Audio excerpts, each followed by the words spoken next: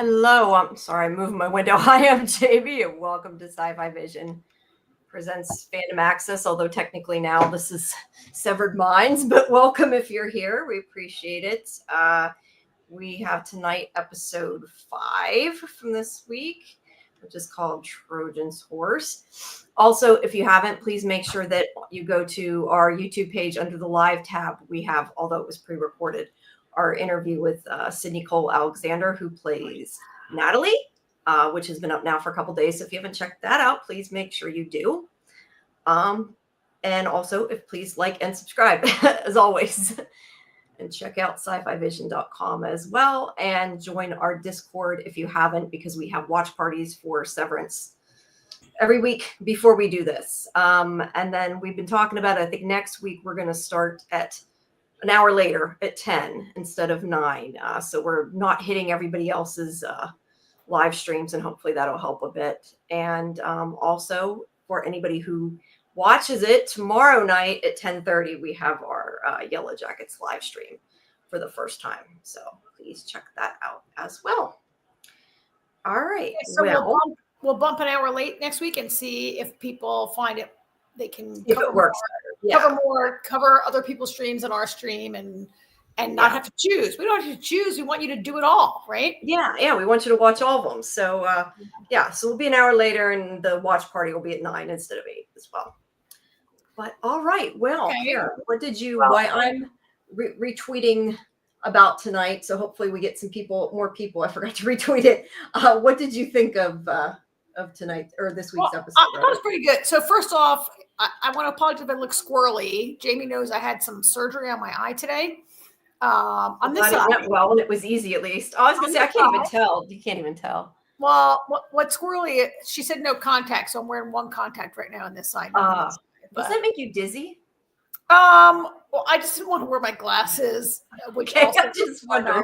When you wear contacts like all the time, glasses can be a little weird, and I didn't want to wear glasses on the stream, and it's only a couple hours.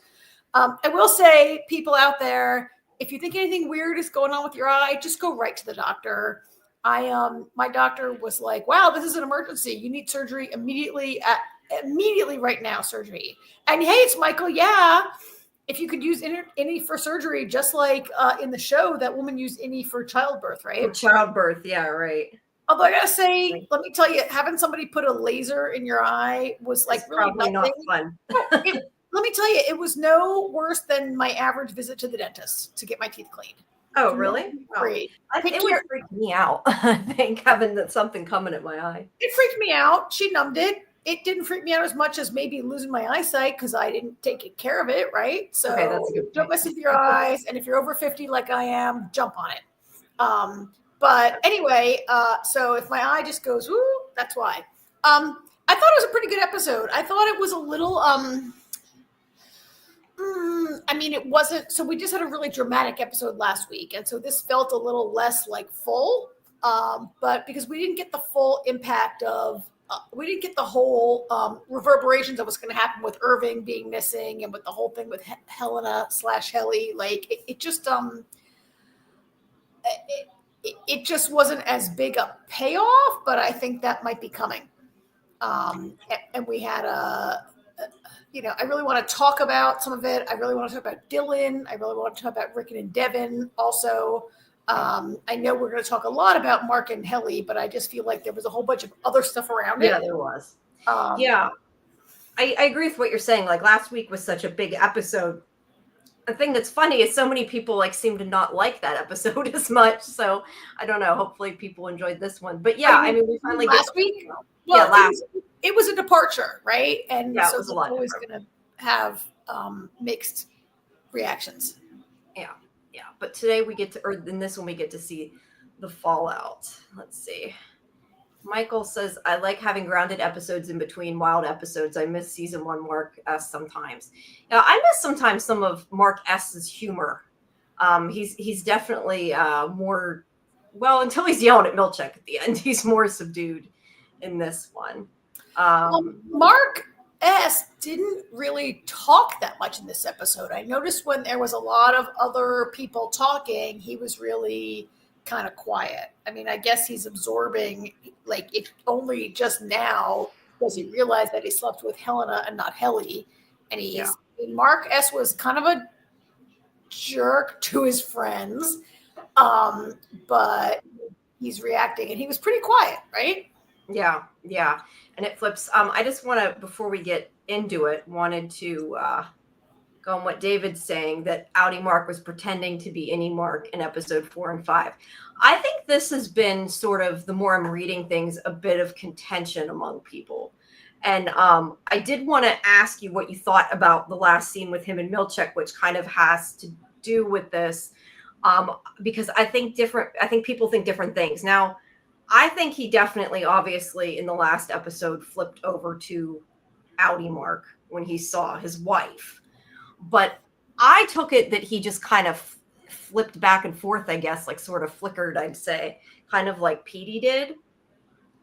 But this episode, I wasn't entirely sure. And I mean, we can talk more about that scene when we get to it. But it was the one thing I really wanted to discuss, because Mark was calm through the whole episode. You even said that, like, he was just really subdued, and he was like flippant. He didn't care about the funeral or anything. He didn't want to talk to Helly. And then all of a sudden, when he's with Milchek in the elevator, well, first of all, we know that he turned to Outie a little bit there for a minute when he was in the office, because he saw the pills sitting on his desk. But they only had the sound of him going, I don't know, whatever you want to say, turning into Outie Mark, although it did seem a little bit different of a sound to me. I'm not sure it was or not. I can't tell. I know some people have been like keeping track of what note it is. I don't know music, so I don't know, but it seemed maybe slightly different. But he saw pills. We know he's somewhat flipped over to the other side. I just kind of question that he was so calm and all of a sudden was like really yelling at Milchek. And at first I thought it was Outie Mark, but he was clearly saying things that only Any Mark would know. So I don't know if it was supposed to be that he was kind of, hovering on both sides at that time. And that's why I was curious what you thought about that. It seems like David kind of is going where I am with that. I honestly wasn't sure when I watched this, and I'm still not sure.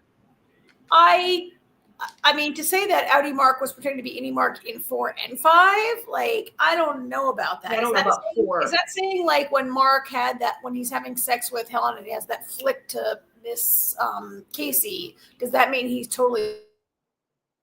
Whoop, you froze there for a second. We lost Karen. Hopefully she'll unfreeze in a second. In episode 4, until she gets back, I'll just say in episode 4, I don't think he was pretending. I don't think it lasted, because I think that if he was completely Outie Mark, he probably would have stopped being with her in that moment anyway. I think he would have freaked out a bit.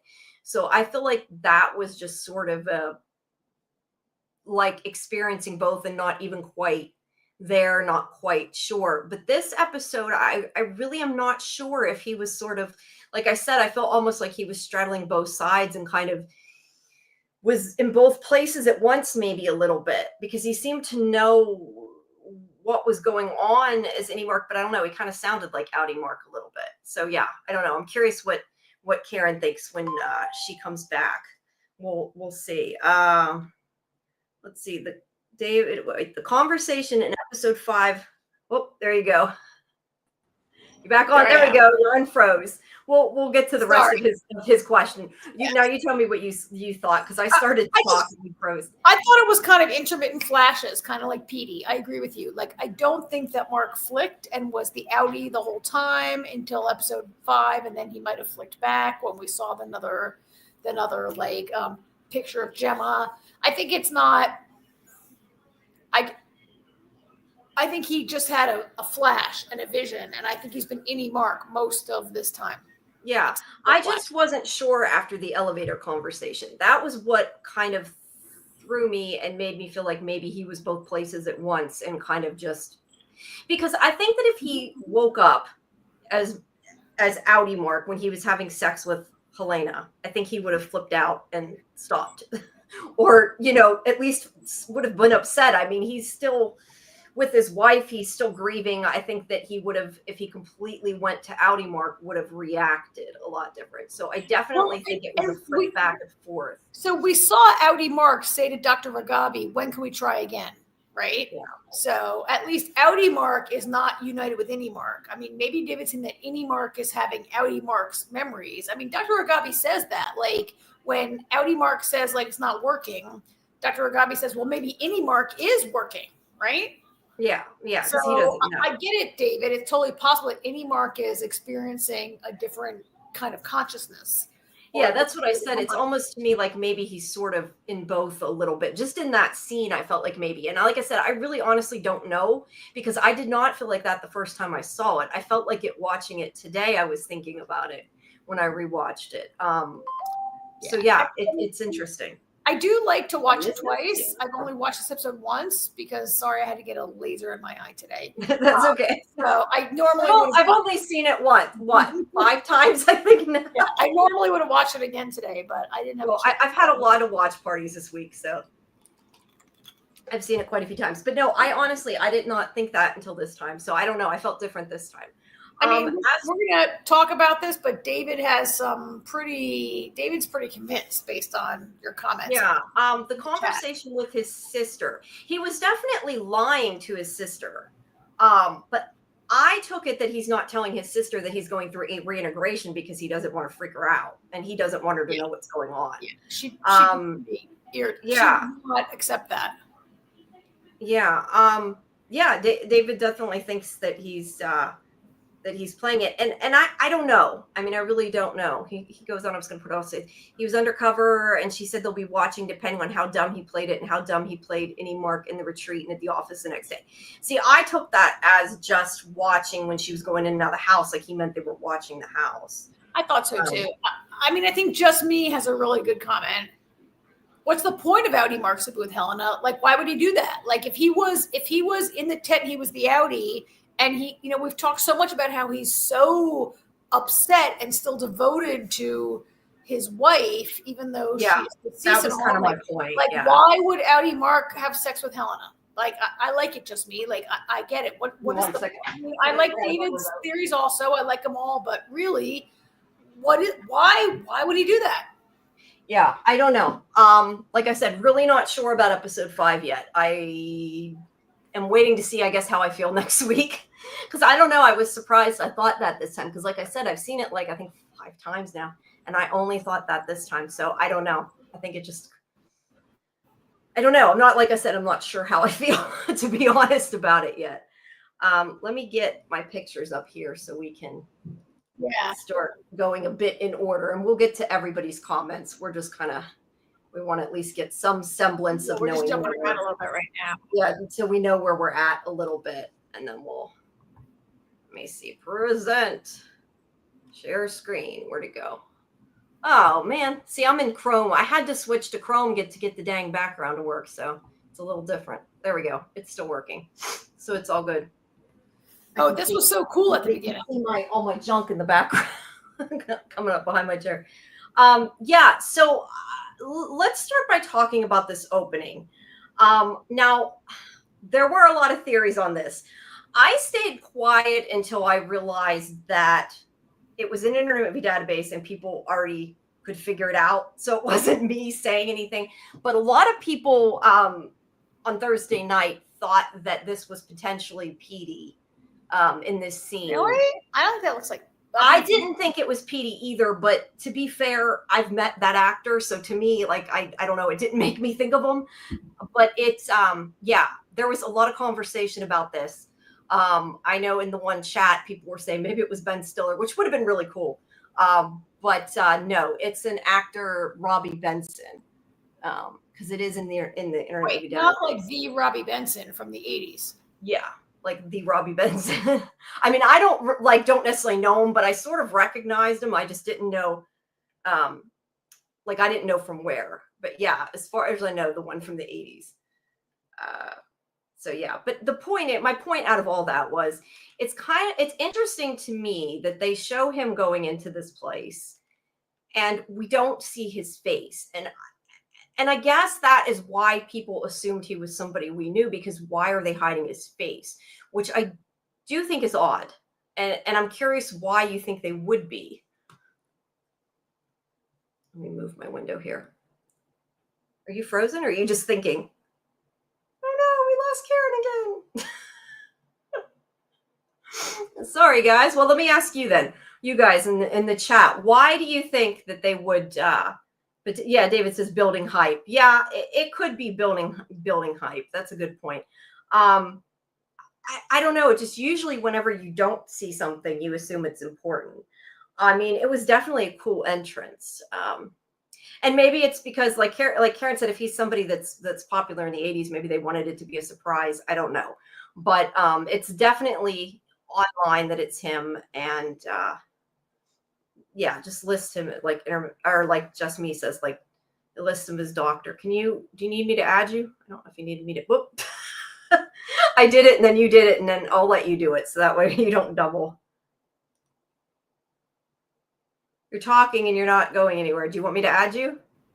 There you go. I'm sorry. When I'm in New Jersey, I have like internet. Like I might as well be in Antarctica. I don't get it, but sorry. That's okay. If it gets too bad, you can always just go to audio. We can turn the video cameras off if you want. But I was just saying, why do you think it's just, David said it's maybe to build hype, and it might be. Is that like what you think, or do you think? Yeah, like why we didn't see this guy. I loved how like we just saw up to his neck and it's like his head was cut off, and then we just it's really cool. I just it's a little odd, and it makes it stick out that you can't. It was beautifully shot. I think the name of the director was it David Richardson? It was I saw the director's name at the end of it. I can tell you. Let me hear. Hold on. I always have it up so I can look. Samuel Donovan. Okay, Sam. Okay, not at all what I said. I loved how this was shot with this guy's head. I loved how the two women are standing at the end of the. They're almost like nuns or postulants, like they're almost in a religious sort of or a reverent sort of posture, where they're standing there and waiting. And he takes out all these tools that are like dentist tools, right? Yeah. And we never see them again for the rest of the episode. I don't really know what they are. I do think like those are the things like back in the 90s, the dentists use them to clean your teeth, right? But they could also be tools you use to restore a painting, right? Oh, I hadn't thought of that. I think of polymer clay when I see them. Oh, okay, similar. But yes, they're dentist tools. You're right. They do use something similar, I think, when they restore paintings sometimes. But yeah, I think in this sense, it might be to get people wondering what the hell is going on. And then we never see it again for the rest of the episode. We don't. Right? But is it just me, or does this room look like a morgue? I really thought it was until they opened the cupboard. Like I thought they were going to pull out a body. It looked like a morgue at first, but then I realized that all the drawers were different sizes, not the right size for bodies necessarily. And I know that those are characters from the art and visual department, whatever it's called, right? Yeah. And I didn't know, but so I was shocked. I thought that when he showed up, they were going to pull a painting out of there. And when they pulled out these tools, I was really surprised. It does have a vaguely, they have kind of a medical look about them, right? Like this guy in the white is sort of medical. That woman is wearing rubber gloves. Even their outfits are kind of medical-ish. It was so weird, right? Yeah, definitely bizarre. And so IMDb lists him as doctor. Yeah. So he's some kind of medical person. I don't know if he's an Egan, but he's definitely like some kind of weird medical dude, right? Yeah. Let's see. Michael says, I was also peeping all the products O&D is making, seeing if anything is sus. Yeah, maybe they make the equipment there. Because we know they make stuff, print stuff. I don't know. It's definitely strange. They are for scaling and measuring teeth. That's what your dentist uses it for, right? I mean, they're definitely dental tools. Like when you go there, the dentist scrapes your teeth with it and whatever, and measures your gums and whatever. That is absolutely what they're for. But why would that even be? And of course, it makes me think of like the Marathon Man. If you've seen that movie where like Dustin Hoffman is tortured, dental torture, right? Oh, geez. Yeah, I don't want to see that. That's all I gotta say is I don't want to see that. James says, could it be that he's hiding like the Sweden King visiting his workers? I love it. Yeah. The only thing that I question though is, does that mean we have another Egan, or do you just mean in the sense that maybe there's another person come down that's an outie? I guess it doesn't necessarily have to be an Egan. I mean, I think it's possible that we Yeah, he could be a new guy.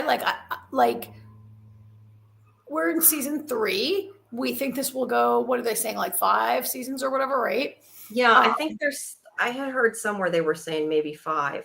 So I think certainly we could meet new characters going forward. We already have lately. I this was so weird that I kind of forgot about it. Like I don't even have any clue what this was all about. I can't connect it to the ongoing storyline in any way, honestly. It looks a little better like that.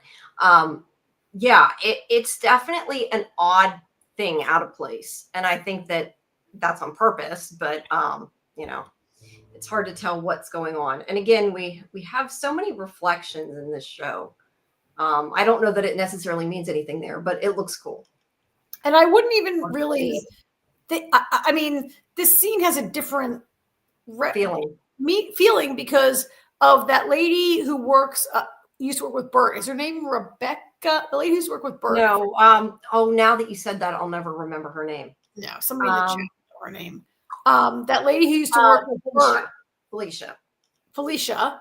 And who Irving was like, can you show me where, can you like draw it? Can you, right? Like she's there, which tells me that this is the, what is it called? O&D department. Do you know? I forget. Whatever their department. O&D. I never remember what it stands for, but it's O&D. I remember that part finally.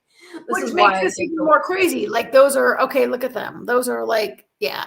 I said they're for paintings, but those are serious dental instruments. They look at optics and design. Optics and design. But those are absolutely Jamie's bad memory. Those are absolutely dental. So I went to the dentist like last week. They didn't have that many. They usually the dentist I went to, they have like one that they change the tip of. Like they just take the little thing off the end and switch it. I don't even think they have that many anymore. I don't know. I just know that these not that anybody cares, but this little texture, I know that little texture makes good waffle cones out of clay. So do you think this was meant to be ominous? Like I mentioned a movie where people are where Dustin Hoffman is tortured in Marathon Man, a dental torture. I think and I'm like, are we supposed to feel nervous about that? I think so, right? Wait, I definitely think it's ominous. Just me. Are you a dentist? Because the tray setups are not correct. And yes, there are too many tools. You're a dentist. You are a dental technician. Or do you just go to the dentist a lot? I go to the dentist way too much, and I don't pay that much attention. We're not trying to out you for being a dent. I'm not an anti-dentite. Yeah, she works in dental. Okay, good. So you have a reason to know that. That's good to know. Yeah, okay. That kind of looks like a paper clip next to the mirror, though, doesn't it? I don't know. I think it's meant to be ominous. And I look, just me. I love my dentist. I love going to the dentist. I'm not afraid of dentists, but I think maybe this was meant to be a little. Yeah, it's definitely supposed to be weird and ominous, I would say. I would agree with that. Yeah. Let's see. What do I have? Okay. The other thing. Sorry, Michael. I've been having lots of teeth issues too. So yeah, it's a bit triggering for me. I try not to think about it. I did want to mention too, I was starting to look it up before we had the show and I ran out of time, but the song that he's whistling, I know Scarlett had said what it was the other night. It's The Wreck of Edmund Fitzgerald by Gordon Lightfoot. Yes. I didn't get a chance to read all the lyrics, but I did notice that it talks about, has something to do with the Great Lakes. And yes. It makes me think, do you remember the painting? One of the ones that was recanonized with Keir standing on the cliff side, sort of looking out over the water. Yeah. A lot of people have theorized that kind of looks like not to size or anything, but like a crude drawing of the Great Lakes. Which is interesting considering it's that song. I don't know if there's anything important, like if that matters, but when I saw it said the Great Lakes, I thought it was a little odd. But yeah, I immediately thought of Seinfeld. If you watch Seinfeld, the Wreck of the Edmund Fitzgerald is like a Seinfeld joke. Yeah. So that's what I thought of, but. Yeah, I don't really watch Seinfeld, so I know, and I'm sure that is not what was intended here. I'm just saying. I'm sure not. Yeah. If you are a person who watches Seinfeld, you definitely thought of Elaine. Yeah. Michael says, does the exports hall not have a code detector? Well, first of all, they're in O&D right now, but he goes to the export hall. I did not get a screen capture of it, but I feel like when I was going through looking for, and I didn't think about it until now, but I'm pretty sure that it was a analog watch again, like it just had the hands without the numbers, like the other one, like Mark's and everybody Mark wears, does. Yeah, Because I remember in this episode somewhere when I was going through the screens, I remember seeing a watch that didn't have numbers, and it was probably his. I'd have to go back and look. I try not to get 50,000 of them, or I'm flipping too much like a flip book. And it takes too long to get them. I know usually when we do From, I have Julie's and she gets a lot of them, but I can't sit there and get that many. It starts to make my carpal tunnel hurt when I'm like, next frame, next frame, next frame. It was driving me nuts. So we don't got quite everything. I did take a picture of that though, because there's, again, with the, I mean, this show, like, the red and the blue, and green, red there and was blue, green. There was also green in a previous shot. There was like the wash or whatever. That's green, whatever that is. Yeah. So let's see where we go. I So love that shot. I love these shots where you can't see anything, right? Yeah. You can kind of see him here, but I don't know if you can't really tell who it is. It does actually kind of look like Ben Stiller there, though, to be honest. It's hard to tell. It's so tiny.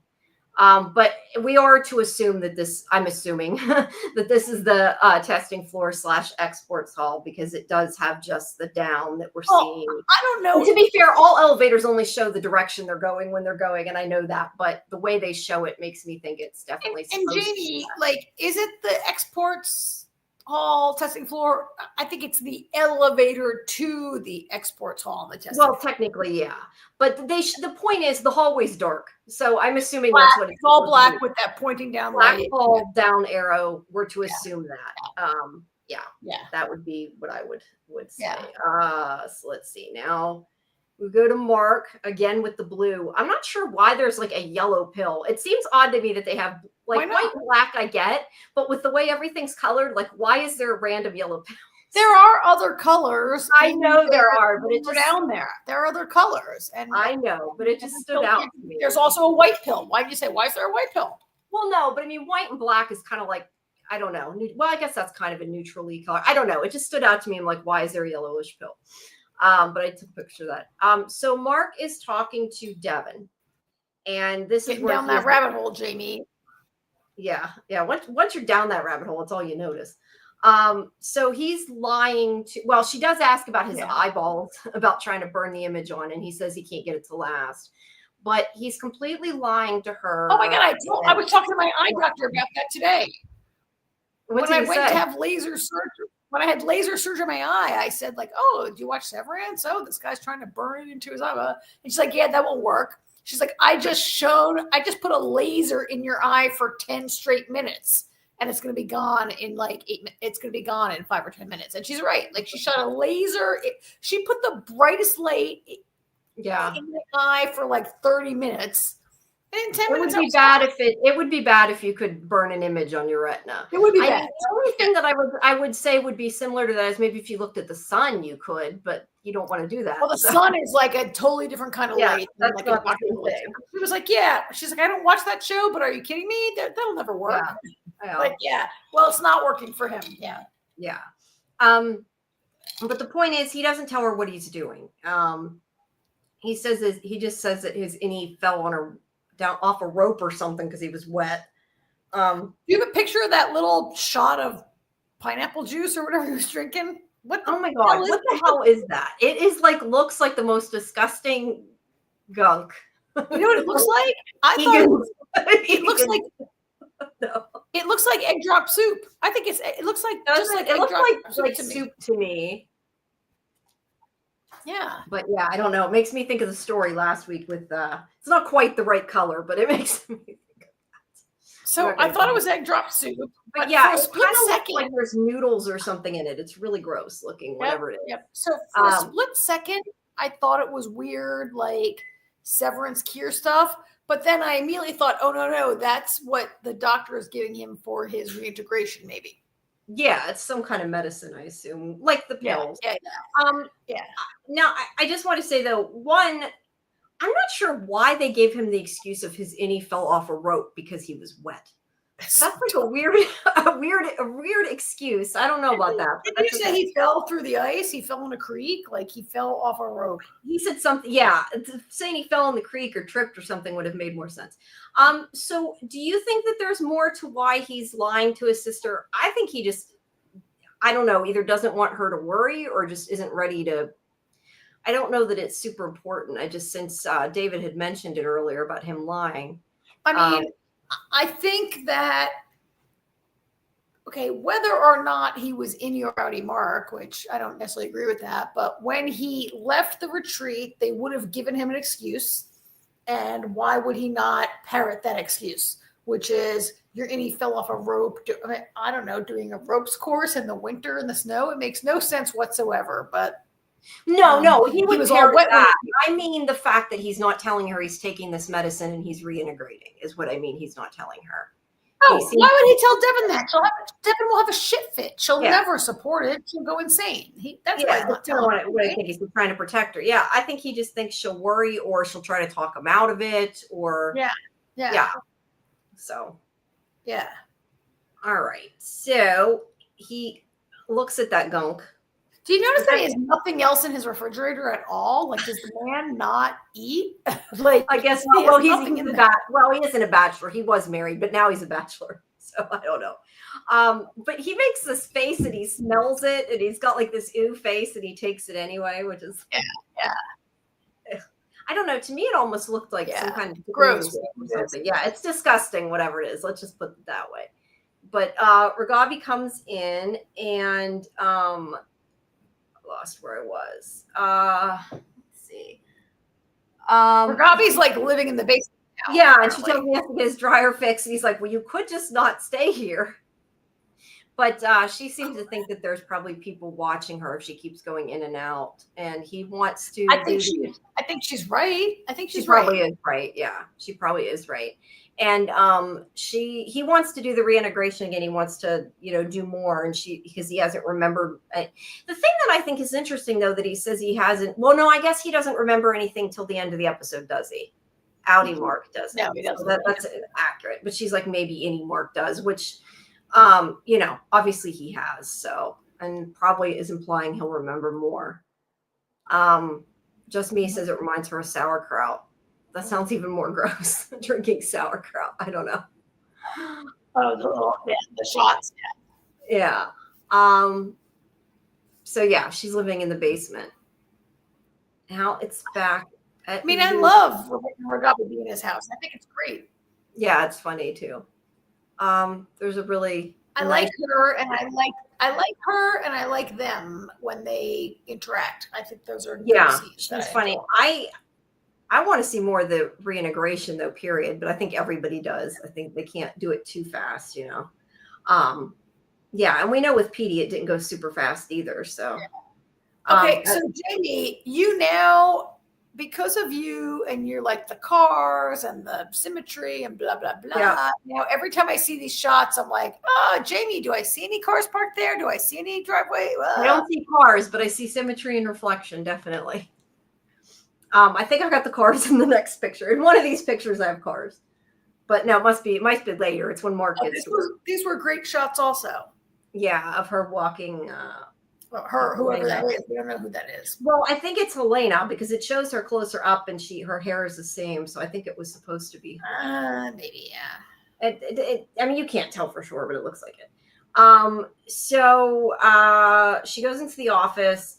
It's interesting to me, and I don't know if it's just to show that they're like stuffy, that they're rich. I don't know that they have this long table that they don't need to use, and they always go to like the end of the table when there's nobody else there. Like I mean, obviously it's done for, I guess, it's like you have an enormous boardroom and there's nobody in the the board's always on the earpiece, right? So we never see the board anyway. Do they even need that room? Mm-hmm. But they go and they sit down there. And Drummond asked if she's like took time to recover, and she's like, she's fine. And she wants to tell her father what happened. And he basically says, no, we're not going to tell him about what happened. And she just makes like a flippant remark, tell him that she's alive and well. And he makes a comment that her tempers will rebalance quickly. Sometimes the way that they talk is so odd, but I know the tempers are important to them, and that's why I said sometimes I feel like when they say things like that, they more mean like they try to like get rid of their emotions because they want them, because they do talk very emotionless a lot of times. So I took it to mean like when he says your tempers will rebalance, I mean like you'll get over it, you'll feel better, your PTSD will settle, whatever that means. I also I mean in general when they talk about fixing their not just from this, just in general. I mean, I felt like it was code for you'll get over it. I also felt like it was a little maybe offensive, like a little discounting her feelings. Like she's now been almost killed twice. I'm not saying I necessarily feel much for her because she's, I think, not a force for good in this show. And she, she says, I've always been killed twice. They're animals. She says that. She says they're animals. She has a, so I'm not saying that I'm not trying to over commit myself to her or over sympathize with her, but when he says to her, "Oh, your tempers will rebalance," I feel like he's really discounting her PTSD or her the lingering effects of almost being killed twice, right? Yeah. But she clearly looks at them as subhuman. It's really not cool. When she says it, I was a little surprised because I thought maybe that her being an outie among the innies and having sex with Mark, that she might be coming around to being more sympathetic and to feeling more affinity with them. And she says like, "Oh, they're animals." And I'm like, "Oh, she hasn't even changed one bit, you bitch." Right? Yeah. No, she definitely has not changed at all. Or at least it appears from here. I mean, I kind of feel like that it makes sense if she eventually does, but she doesn't seem to at this point. For sure. Let's see. Fletcher says, "Can we confirm there's no physical board of directors? I believe it's probably some kind of mind AI or something." I definitely don't think that there is an actual board. I'm not sure what they are, but I don't think there is, or at least not that they ever convene. Because again, like, why do they have this room for nothing? So I also agree with Fletcher. I don't think we can confirm it, but I also agree there's no board of directors. I don't know if it's a mind AI. I think I'm open to that, but I think it could also be one person, that it could just be Kier or Jamie, not Kier's dad, but Jamie Egan. I think Helena's name is Helena's father. I think it would just be him. It could be, yeah. But it could also be an AI, but I agree that I feel there's not a board of directors on the other end. Yeah.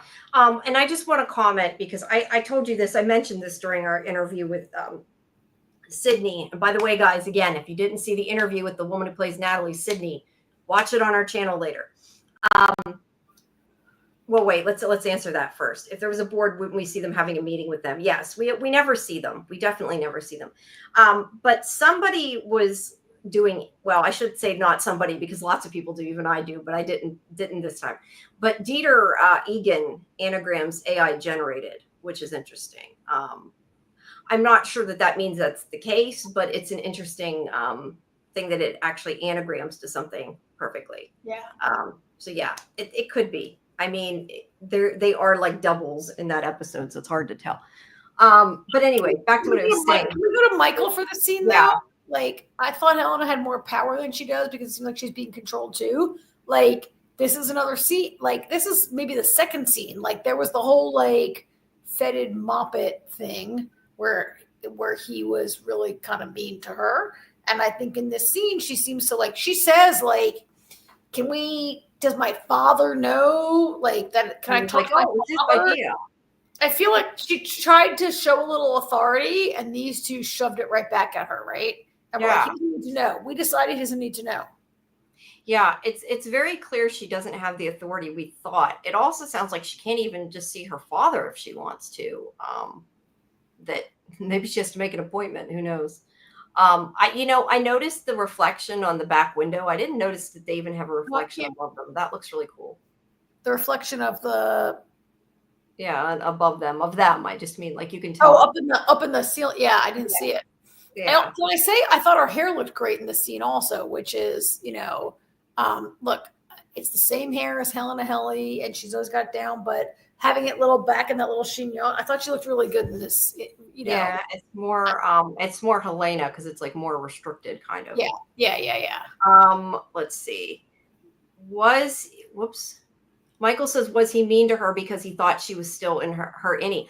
I don't think that was the case. At least I didn't take it that way. I think it was just showing that he's an awful father and he's mean. I definitely did not think at that point he thought she was an innie. I think he was just not a nice person. Personally, that's what I thought. Did you think? I think he was so. Yeah, I mean, if I can, so we saw him say one sentence. Do I want to extrapolate that he's an awful father from one sentence? Well, no, but when you're watching a TV show, you only get it seems like it.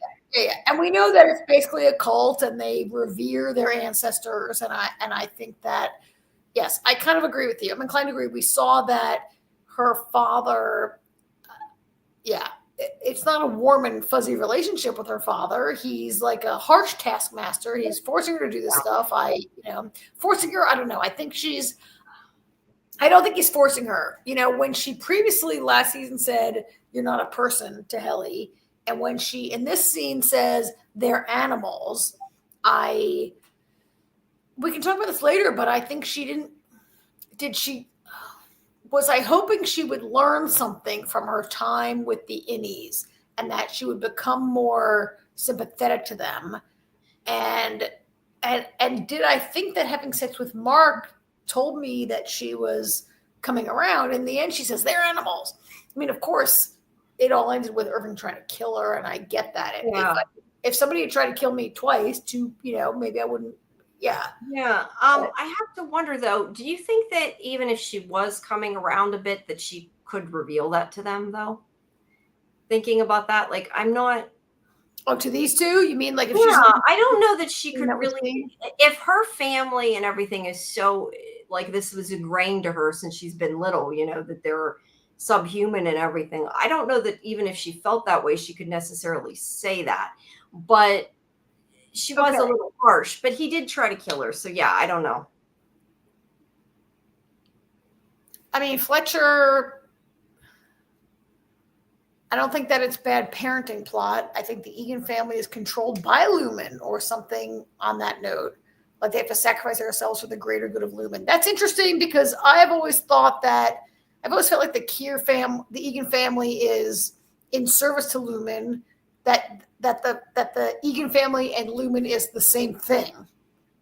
Kind of, yeah. I haven't really considered that they're controlled by Lumen or that they're. Yeah, definitely they're sacrificing themselves for the greater good of Lumen, but I always thought it was Egan and Lumen. I haven't thought that it's Lumen. Yeah, and like Kier is above that. Like it's in service to Kier. So yeah, that's interesting. I had not thought about it that way. Yeah. Let's see. So. Oh yeah, look how great she looks. Look how incredible these shots are. I mean, this show is just so gorgeous to look at, right? Mm-hmm. Yeah. And there's the reflection in that one. There kind of looks like, I don't know, the reflection looks a little odd. Let's see. But anyway, Natalie at one point says something like, thank you for your sacrifice, just because we were mentioning that.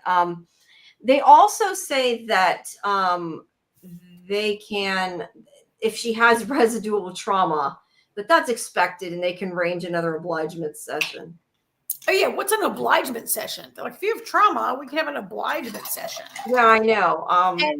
And now I'm often trying to translate and parse what they say and what it really means, right? What obligement means, and obligement to me is like when you oblige somebody and you give them what they want, or something you owe to somebody, or what's due to them, an obligement session, an obligation or accommodation. So yeah, I'm not sure how that would be, how they would have some kind of session for that. And she says, "Oh no, I'm fine. I don't need that." Right? Yeah. She's saying she's fine. I don't know if she is. She seems more mad than anything.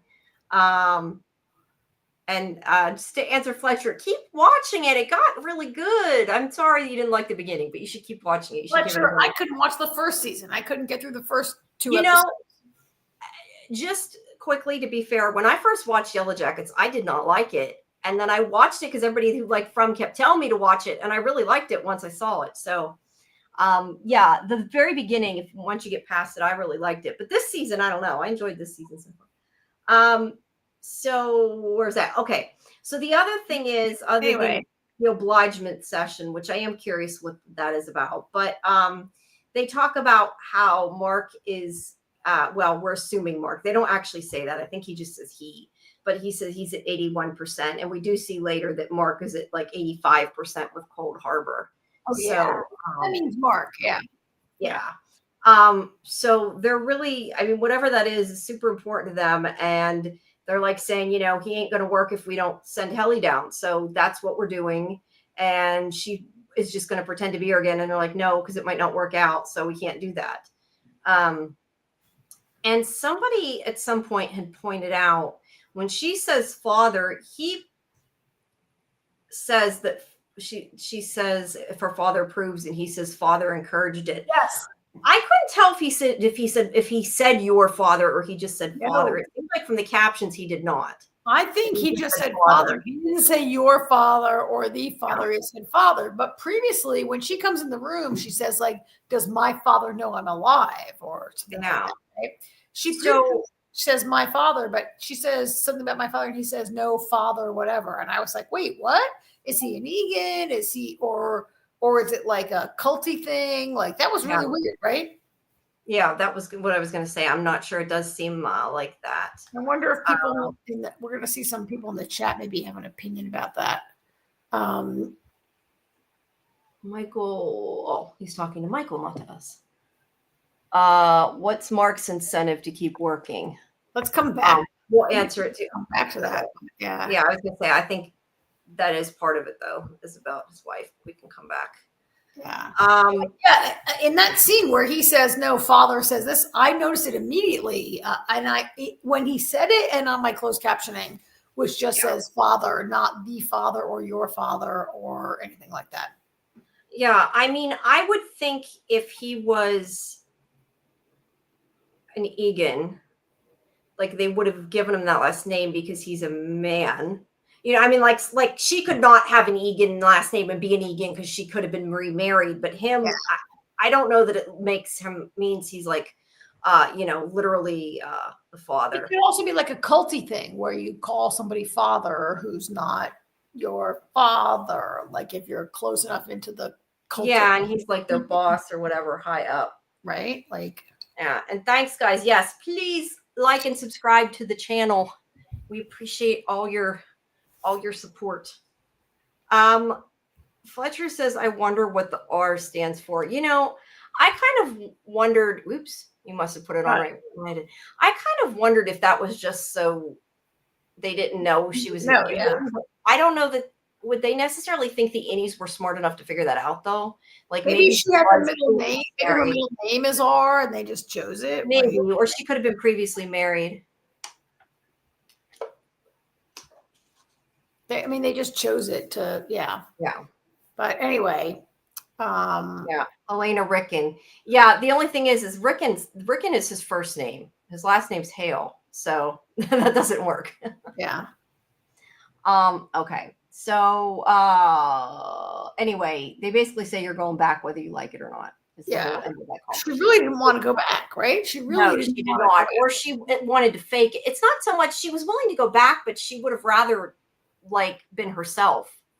I have to say, you can't fake it again. I think she didn't want to go back. I think I saw. She didn't want to go back at all, but she says something like that. She'll pretend to be her again, and somewhere there, I don't know where it is. This idea that she doesn't want to go back, or does she want to go back and she's fake doesn't want to go back? I just can't watch a show where I have to I need to have. We lost Karen. She froze again. Right. You froze. I just need at some point a little insight. Yeah, I just need a little to always have to be does she want to go back or does she not want to go back? But she's saying she wants to go back, and all the second guessing of her, I got it for a while, but I need her to be a character that has at least a tiny little bit of something that I can rely on. Yeah, no, I agree. I took it that she didn't want to go back, but if she does go back, she at least doesn't want Helly taking over, and she thinks she can fake it. Yes. That And was can I put my favorite comment ever? I agree. Thank you, Fletcher. But yeah, I just need this character to not. I can't always be like. It was fantastic what they did with her being the outie and like we didn't know or they didn't know but I just can't have that for the whole rest of the show to be like, what is she? Right? Yeah. Well, I do believe she's finally Helly. I don't think they'd do it again. At least I would. But I think she went back down as Helly. She went back down as Helly in this episode. Yes. Right. That's what I mean. Yeah. Because they told her she had to. And I think that that's what happened. Yeah.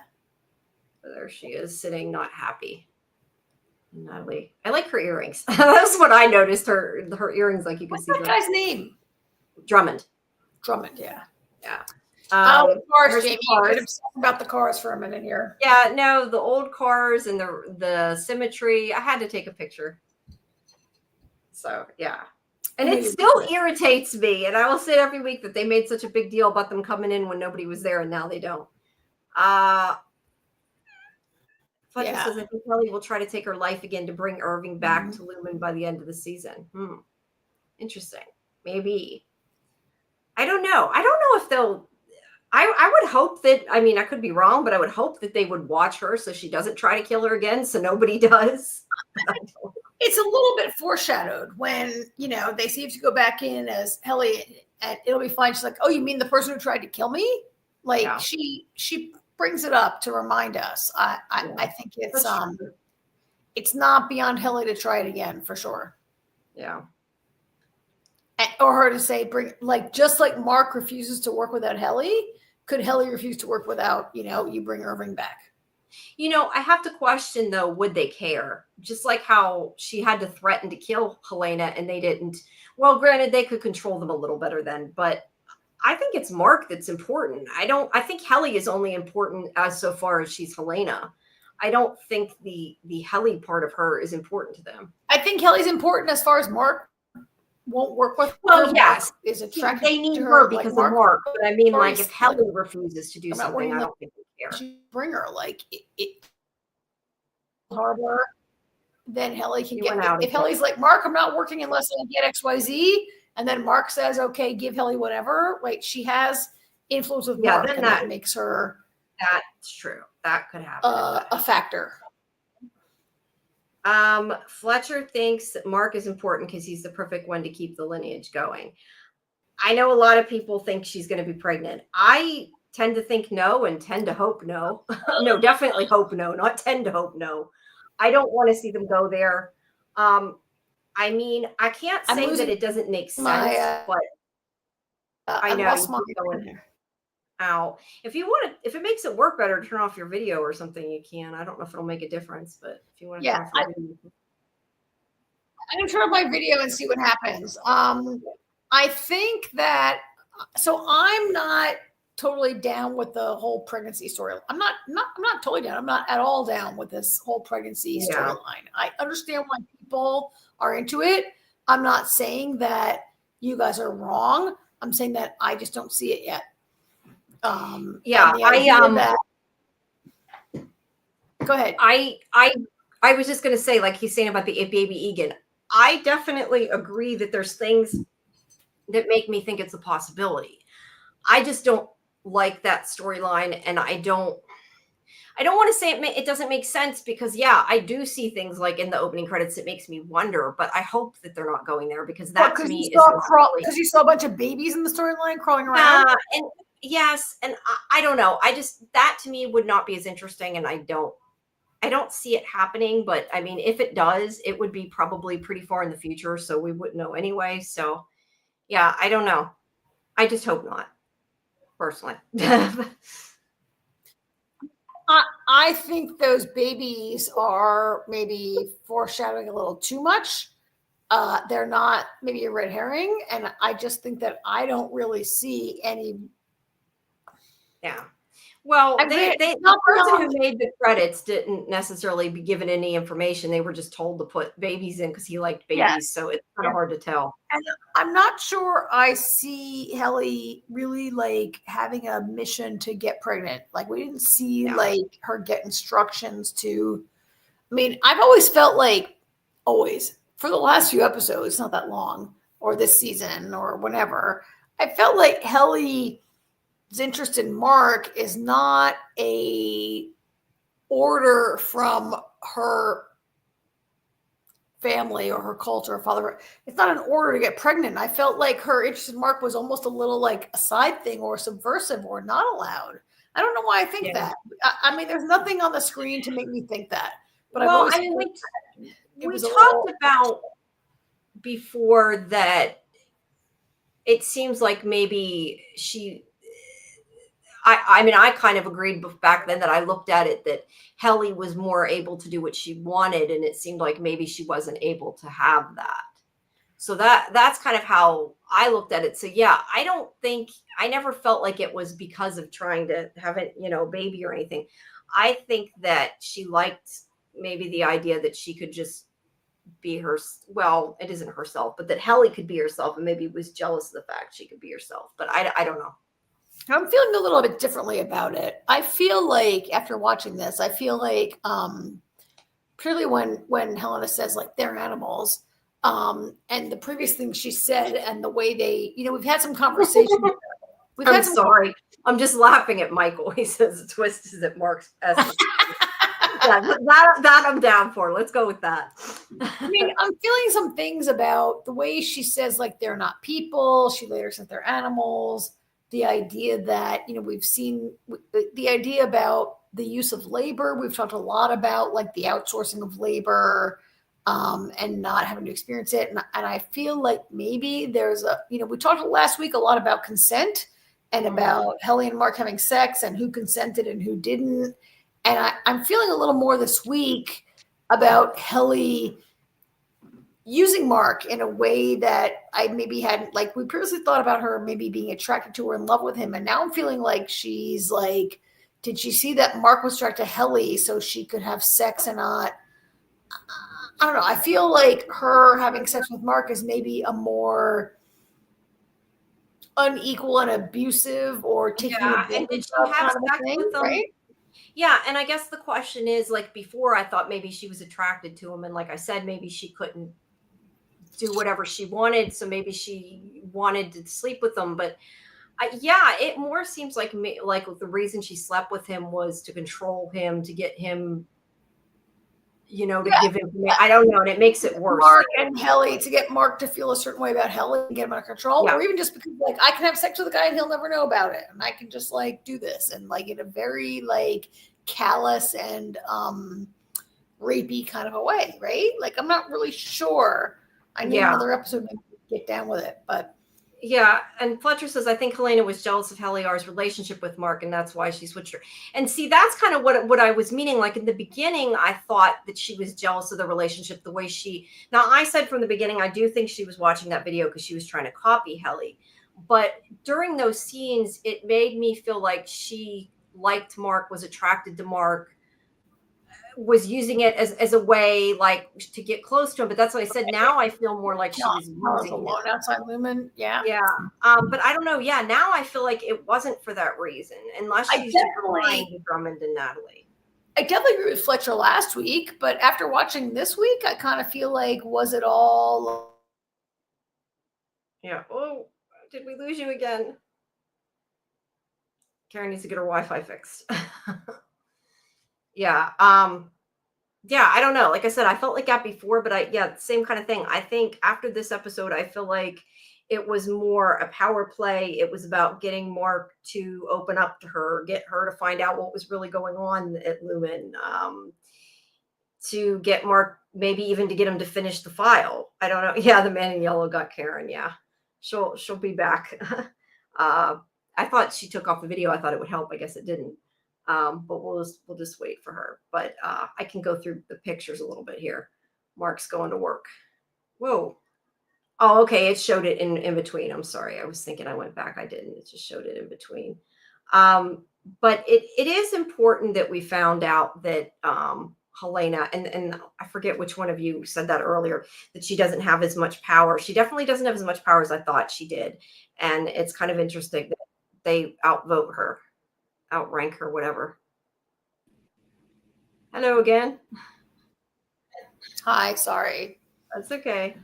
Yeah, I just think I was saying that you have talked a while ago about, how you felt about Helena having watched all those videos of Mark and Helena together and how you felt she was really trying to study and Yeah. behave a certain way and act a certain way and I was like, she couldn't possibly watch all those videos. But now I feel like having sex with Mark was more about like, As yes, I said, I think it watched was all that and I think it was a power play to get him to open up and tell her what's going on. Yep. That they don't know.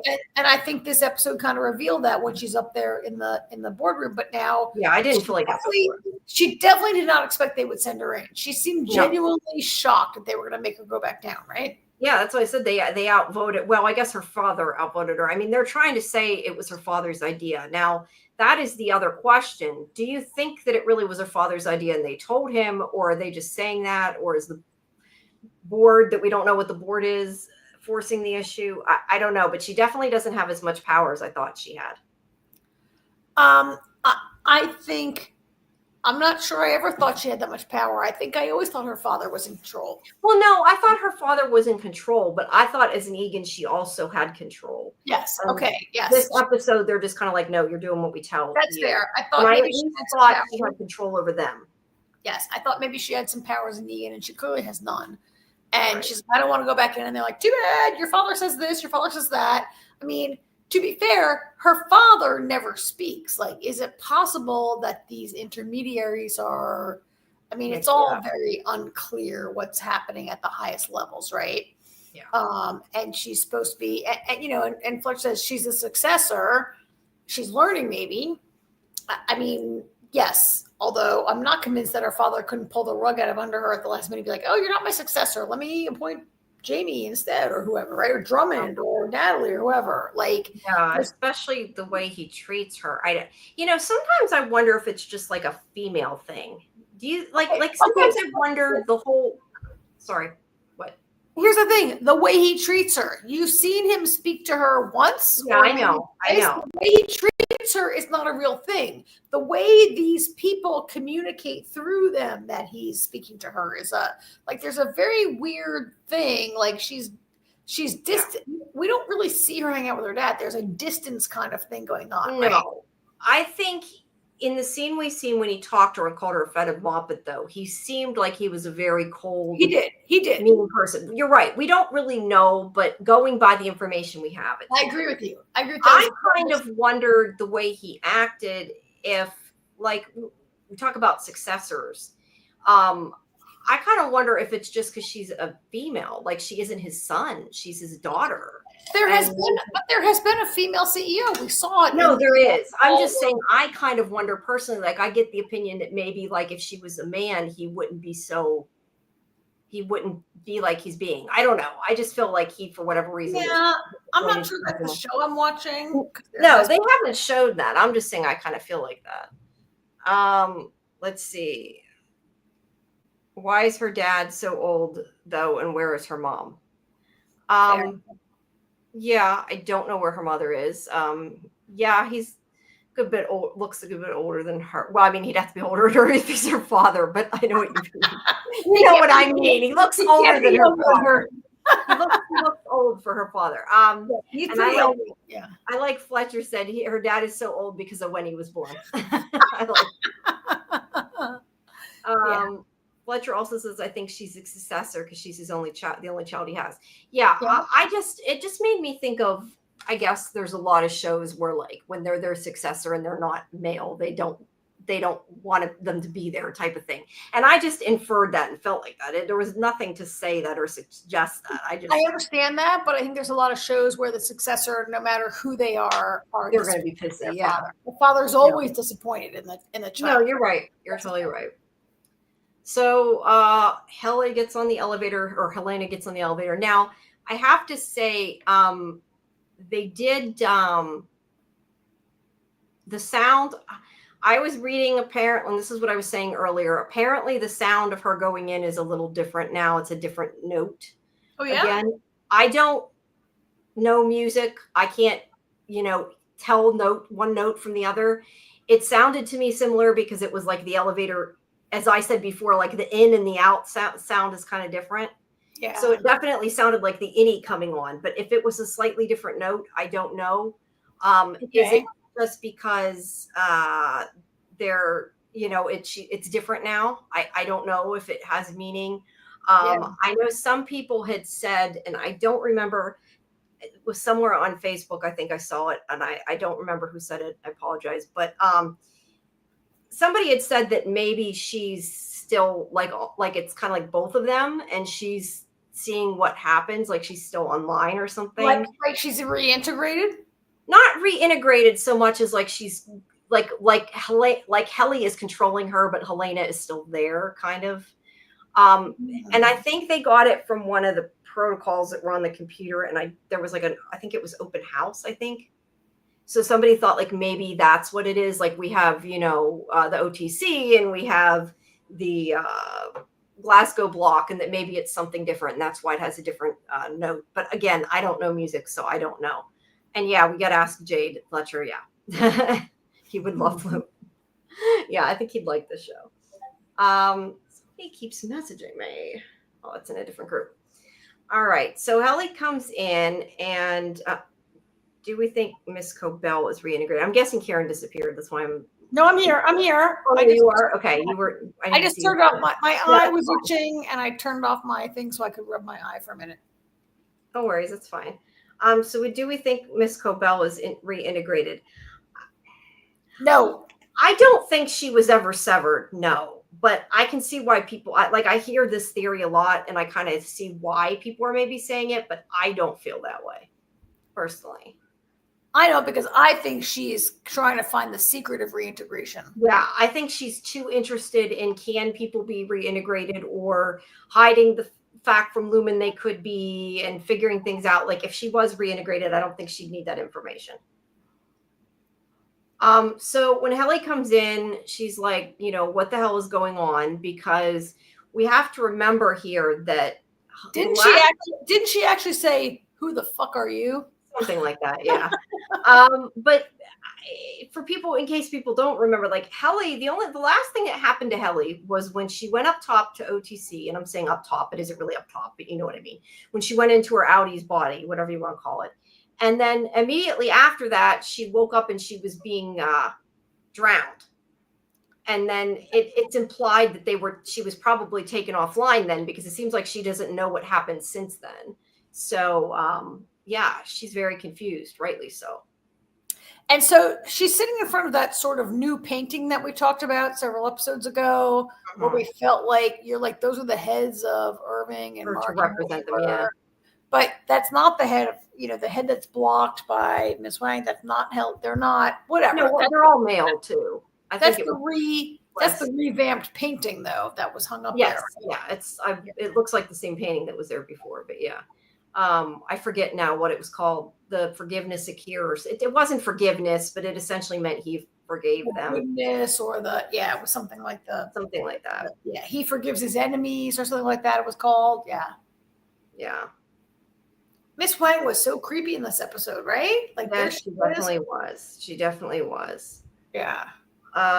Let's see. So Helly doesn't know what's going on, and she says, we're going to go talk to Milchek. Wasn't there a couch in this room? It might just be it's on the other side of the room, but before I think there was like a couch or something. I don't know. It's hard to tell. I don't know. It just still stands out to me the way she's sitting. But the point is, Helly's kind of like freaking out, like what's going on. So did you notice through these shots that you're showing that Helly's hand is in a fist for a while of this time, right? Yeah. Like or is it a fist? But her hands are clenched, like they're showing the tension. Which is one reason why I kind of really knew that it was Helly and not Audi. Although I don't know, somebody could say that it's the Audi and that's why she's so nervous, right? But I don't know. But I think that they put her in complete blue, just like saying, "Yeah, this is Helly." Okay. Because she's been wearing green and blue like off and on, and this time she's like completely blue from head to toe, and I feel like that was just saying, yeah, guys, it's her. That's what I felt. Fair. But yeah, I mean, could it be? I have to, we've said this before, that sometimes like you can only take what you're given. And they said she was going in as Helly. So at this point, I'm going to assume it's Helly. And I don't think they'd trick us. Well, not that they really tricked us, but because we had figured it out. They won't do it again. But I don't think they would try to trick people twice. I felt like those clenched hands were, you're going to shoot, you're going to click it again, and you're going to see that her hands are clenched again. Well, there you can Oh, see you're not. Yeah. there and there. Yeah. Yeah. She's just like upset, mad, not sure what's going on. And Mark comes out, and she's still like, what the hell's happening? And Milchick's like, let's just go talk. And she's like, tell me now.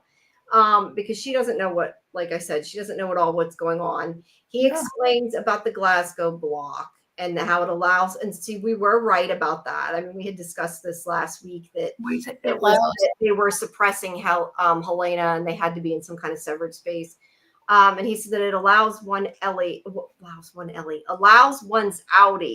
He starts to talk about, and then Mark's like, how do we know it's really Helly?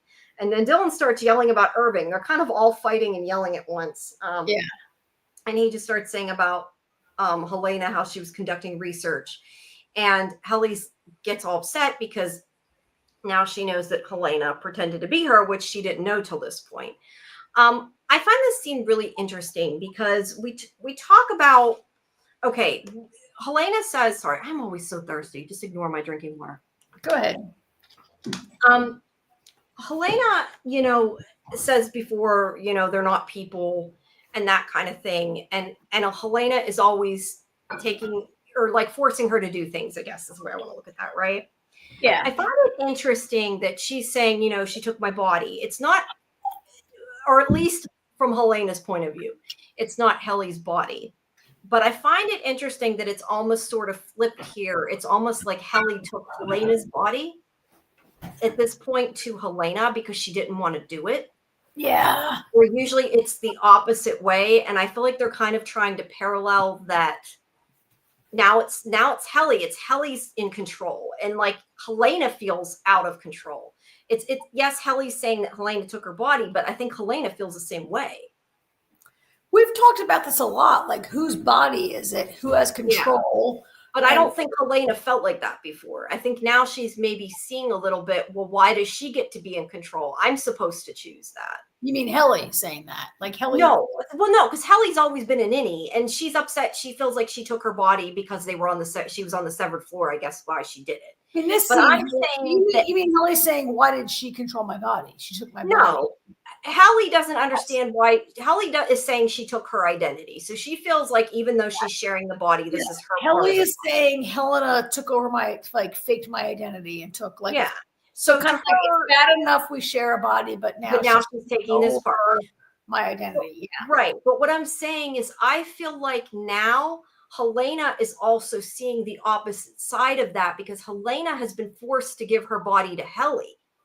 But we don't really in the scene, but we don't really see Helena's reaction. No. I'm just saying the idea that Helena is upset because she has to come down as Helly. Like it.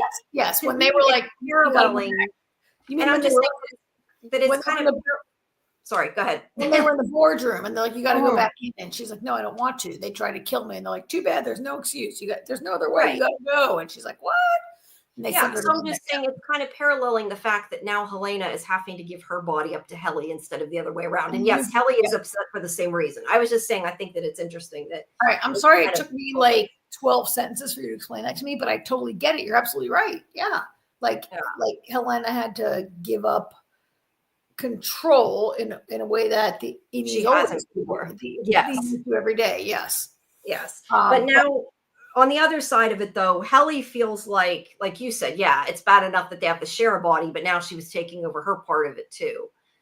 So she's really pissed off. All the innies have is their identity because they don't control the body, right? And now somebody came in and tried to take over your identity and faked being you. That's a huge violation, right? It is. But during this, while she's freaking out over that, Mark's being pissy, and Dylan is busy yelling about Irving because he's upset because Irving is essentially dead because he's gone. Well, Irving B, not Irving, but his innie. And he's Milk's like, no, he just went on a cruise. And he's like, I don't give a shit about his damn Audi. I didn't say that exact word. If he believed that the innie's a person, then he's been killed. Like Dylan says, he's dead, right? Yeah. And, he's not dead. He's dead. He is. And he's dead. like, well, he's not coming back, is he? And he's like, no. So then he's dead. Yeah. But the point is, they're kind of all yelling at once. It's a little chaotic. But Milchek starts telling them the story of, now, I do not for the life of me remember the way he pronounced it. I know it was not pronounced the way it's spelled. I felt like David could come right up and type it and spell it and pronounce it in a second. Probably. It's spelled Gracapam, but it's not that. Yeah. But the point is, I looked it up. It is a true person, a Swedish king, and it actually means gray coat. Gray coat? Yes. That it like he said that he was known by his nickname. I guess his nickname is actually gray coat, unless that just means that in Swedish. I'm not sure. But the point is that was what he wore when he was incognito. And he went there, like he said, to find in hopes of learning for what their grievances are. But according to what I read, that wasn't actually true, that's what it said they were there. But it was actually, let me see, I have it down here, that it was actually to discover and identify corruption and oppression rather than trying to find the people's grievances. Although that doesn't necessarily sound like a bad thing the way it was written. So I'm not entirely sure. I didn't research it enough. But it's interesting that it's a real person, that it is a real person from history. Well, then he's trying to find corruption. Like, okay. Yeah. Yeah. Yeah. But it's about he's saying, oh, she's being selfless, and she came down to not to spy on you per se, but to find out how you really felt so we could make it better. Lies, all lies, lies, Yeah. lies. Yeah, and I love how he's like, Mark's like, it smells like horse shit. Dylan's like, it's Swedish horse shit. I love that. Like, Dylan's always great. He has the best lines. So yeah, they don't believe him. Dylan calls them murderers. Helly's upset still. Let's see. Milchek's like, you're just going to have to take time to absorb what's happened. He's like, this went well. After their whole argument, he just goes, this went well. I'll take you back. So yeah, he's clearly not listening. You know, and we're not, I don't want to talk about it now because we're not anywhere near that point. But I just want to really quickly say, you know, I felt differently about Milchek in this episode. I get the opinion by the end of the episode, because these things have been implemented by him, that as much as they are, you know, doing things to get what they want, I almost got the opinion from Milchek that he maybe is starting to see them like people. And I do want to talk about this when we get to it, but this is what the way I felt after he had his performance review. Yeah, I felt a little different after that. But anyway, they're still complaining. Dylan, I'm not sure about that because throughout most of the episode, I did not have sympathy for Milchek. I didn't, not until that scene. And then when the guy was yelling at him and saying, you did this, you did this, you did this, you were trying to give them their, you know, whatever it is, Ortbo or whatever. I almost got the opinion that like he is not necessarily that his end goal was to make them happy, but that like he's trying to find ways that aren't so cruel. And he says something to Milchek like, you need to remember what they are, or something like that, implying that they're not human. Right, you don't say that at the end, yeah. So yeah, I kind of felt a little bit different by the end, but we'll get that more when we get that because we're not to that point yet. But Dylan sees that Irving's picture's gone, and he gets nasty again. And Milchek warns me, he's like, careful, words will have consequences. We'd hate to rescind certain privileges. So he's implying, you know, you're not going to see your Audi's wife again if you don't shut up. So that makes me like feel less sympathetic to him. It does. And I said, I didn't feel like that now. I just felt like it later in the episode. I definitely didn't feel like it now. I did feel like it then. I felt like right then, like, oh, Dylan, you are a sneaky little person who's not telling the truth and you're doing this. Like, I really, like, when he mentioned, I was like, oh, that's right. Dylan's a weasel. Dylan's like, you know. That's true. Okay, you mean about Dylan. I thought you meant about Milchek. Yeah, Dylan is kind of does what they want to get what he wants. To me, he feels like a collaborator or like a coward or like a person that goes along to get what he can get and not standing up for other people. I Yes. really like that makes me like Yeah. lose. The end of the last season was the first time he really stuck up and helped other people. Just like whenever they were going into the real world, he's like, you guys go, I've already done this, I've already seen this, it's your turn type of thing. And it seemed more selfless, and now he's being selfish again. I'd like to see more of the other Dylan. Yeah.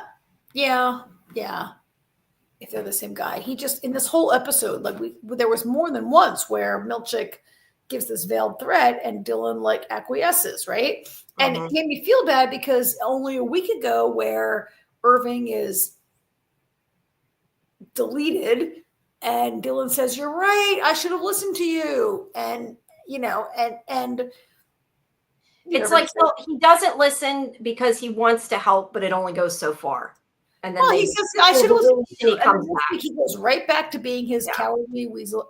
Like, I get that maybe the idea of seeing your outie's wife is really tempting in a very difficult degree, but to the point where Irving's been killed, like people have been killed, and he didn't cause them to be killed, him to be killed, but. Yeah, but Irving's been killed. Irving's gone for all. And he shouldn't be doing what they want. And then Dylan is going back to like having the secret, and he's acquiescing back to following the rules after that. Acquiescing. It's not following the rules. He's got a secret side deal. It's not following the rules. It's corruption. It's a secret side deal that he's undermining his friend so he can have this benefit. Yeah. And the thing is, if it was blackmail, it wouldn't be so bad, but it's bribery. It's not even blackmail. Which I know they're both bad, but I'm just saying, like, it's not like they're saying, the wife that you aren't going to get to see. This is somebody he doesn't even really know. I think it's a weakness. It's a weakness of Dylan's character. It really, in these scenes, is frustrating. Yeah. But he basically is like, you'll still get hall passes, but he's like, be good. And it's basically, that's what he kind of says, be good. But then this is when Dylan says, we want a funeral, not a retirement party, a funeral. Which was a great moment of Dylan's. It was. Up, right? And it's like Dylan is willing to push it, but only so far. He needs to keep pushing that line. But he's like, we want a funeral party, a funeral, not a retirement party. And Helly's like, yeah. Now, this is where I was where I said later, it seems like Mark switched. Mark is just like, yeah, okay, as long as it doesn't take long. Like, Mark is I think he's just hurt because of what happened with Helly, and it's making him an asshole about everything, I guess, is how I'm taking it. But he's hurt. Why is he hurt? She didn't do anything to him, right? No, but he feels betrayed. It wasn't her fault, but he feels betrayed, and he's therefore just being an asshole. That's how I looked at it. I guess, but I loved, maybe we didn't get there yet in the episode, but there's a point where she says, you really couldn't tell it was me? And he's like, no, I couldn't. And he doesn't mention, He doesn't mention the sex. Like, no, I couldn't tell. Like, maybe he's mad at himself because he couldn't tell. I mean, I think you're right that he's mad at her. He's mad at her, even though it's not her fault, right? Yeah, but it's really his fault. Period. But I guess, like, it seems strange to me that Mark is very apathetic here.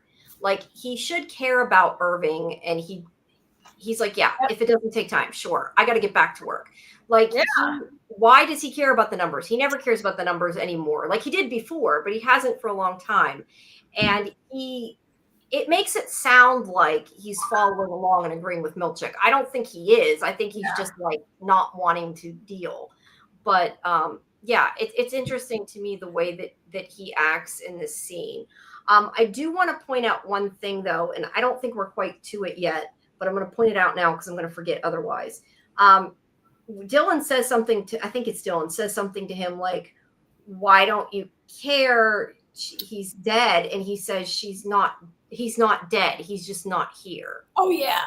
Now, I don't know if that is because he's starting to reintegrate and maybe he feels part outie or something. I don't know. But the reason why I'm bringing it up that seems really important to me, and I don't know what it means, but at the very end of the episode, he says to Ragabi about his wife when he talks about the ashes, he says, she's not dead, she's just not here. And I don't know why, but it's clearly a repeat of that line. So he's somehow connecting it. And I don't know. And to like people like David and maybe Fletcher in our chat, I'm not sure if Fletch might have also thought that it's been Mark all along. That's a very Mark Outie kind of thing to say, right? Like he's not dead, he's not here. Like the way the Outies feel about the innies. They don't. Yeah, and I can see in this instance where it would make sense if it was Outie Mark. I don't know. I still don't think it's Outie Mark, but I think he's just upset right now. Well, but it is an Outie Mark thing to do. You're right. Let's go back to a question. If a person is retired permanently, like Bert, like Irving, do you consider them dead? Is that a person who died? Like I think it's a person who died or who was eliminated. Like I do kind of feel like the innies are distinct. I do too. Personalities, distinct people from the Outie, right? And for them to be like shut down like that, it's kind of like if you watch a movie like where there's a sentient, like a robot. That's kind of what I was thinking. Right? That gets turned off, and you're like, was that a person that was turned off? Right? Like I feel like eliminating Irving was an egregious crime. Yeah. No, I agree. Let's see. Fletcher is saying this is kind of what I'm wondering. He says not Outie Mark, but the reintegration starting to connect, and that's kind of what I'm wondering. Is it like that he sort of is, I don't know, somehow tapping into like where he is. I don't want to say seeing both sides, feeling both sides in that instant, but it's like he's, but not even that. Ones that have been better, maybe. Maybe like, so we saw 2 flashes of memory for each of them, right? But maybe it's more like your personality starting to degrade. And Mark Scout on the outside, he's a very kind of a cold, despite the fact that he cries all the time about his wife, he's largely a cold. As a result, he's sort of, I can see maybe that it's like they're not full integration of memories and boom, but like their mannerisms, their personality, the way they are maybe is what's integrated. Yeah. He's saying reintegrated Mark. I guess I'm not using that term because when I think of reintegration, I more think of like they're both people, which I don't think is what this is. But yeah, you're right. Maybe it's sort of like them bleeding together a little bit. Something. Yes, and I do think that full integration would be like having the full memories of both personas. Yeah. But it doesn't mean that like right now it couldn't be like characteristics and feelings, things like that, which is what Fletcher's getting at. Maybe they're bleeding to one, bleeding together, and maybe like full on memories are last, but maybe like personality traits come first. Yeah, definitely makes sense. Let's see. So because so much shit happens down here. Yeah, wait. He agrees to have the. We're behind our images. Sorry. He agrees to have the funeral. They were already in the office. There's 3 desks. I wondered about that. I was wondering if they would send a new person in. No, they're just like, you know what? I wonder if it's because of Mark, because of the whole meltdown before. I feel like I'm actually kind of surprised that Mark is not like demanding him back like he did before. It's kind of interesting that he's not, but I think right now he's so focused on Helly, he's not even. And he also, and maybe part of it is also the fact that Irving could have killed Helly, so maybe he's not feeling that nice to Irving right now, I guess. But Dylan thanks Milchek, and he's like, not you. See there, he sees the picture. That to me, that was the worst part of this whole episode. That was insane. They had like basically just photoshopped him out. And well, they did it to PD. They took a new photo. Here, they just photoshopped it, right? That's probably why they have him stand so stiff to begin with. Let's see. Where did it go? Fletcher says the hurt on the O&D lady when she had to print those paintings without Irving. I'm not sure if he's referring to the picture or I'm Felicia, missing something. right? Or Felicia. Felicia, but I don't know. I'm not sure what he means. The paintings without Irving. Well, we did have a flashback. We didn't talk about it, but there was a flash, some talk about those paintings where, like, Milchick says later to, uh, what's her name? He says, like, how did you feel when you got those paintings? Is that what?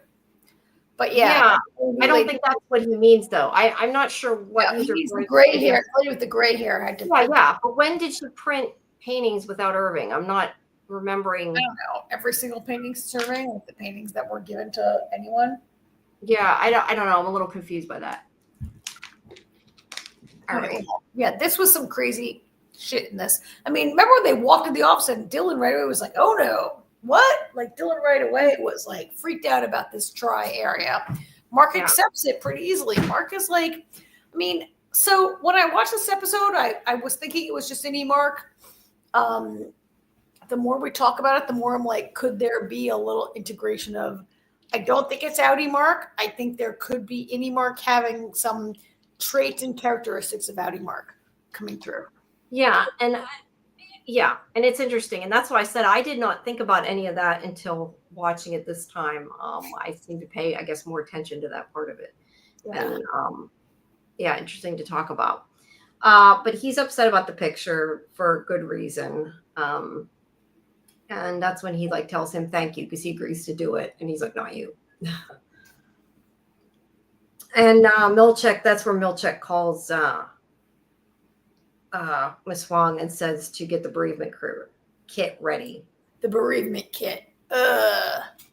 And Fletcher's saying he just thinks she printed the picture. That makes more sense. I thought he was saying that they showed her printing it, and I was completely confused. Yes, she probably felt bad if she's the one that photoshopped it and printed it. I don't know that she is, but I could see that.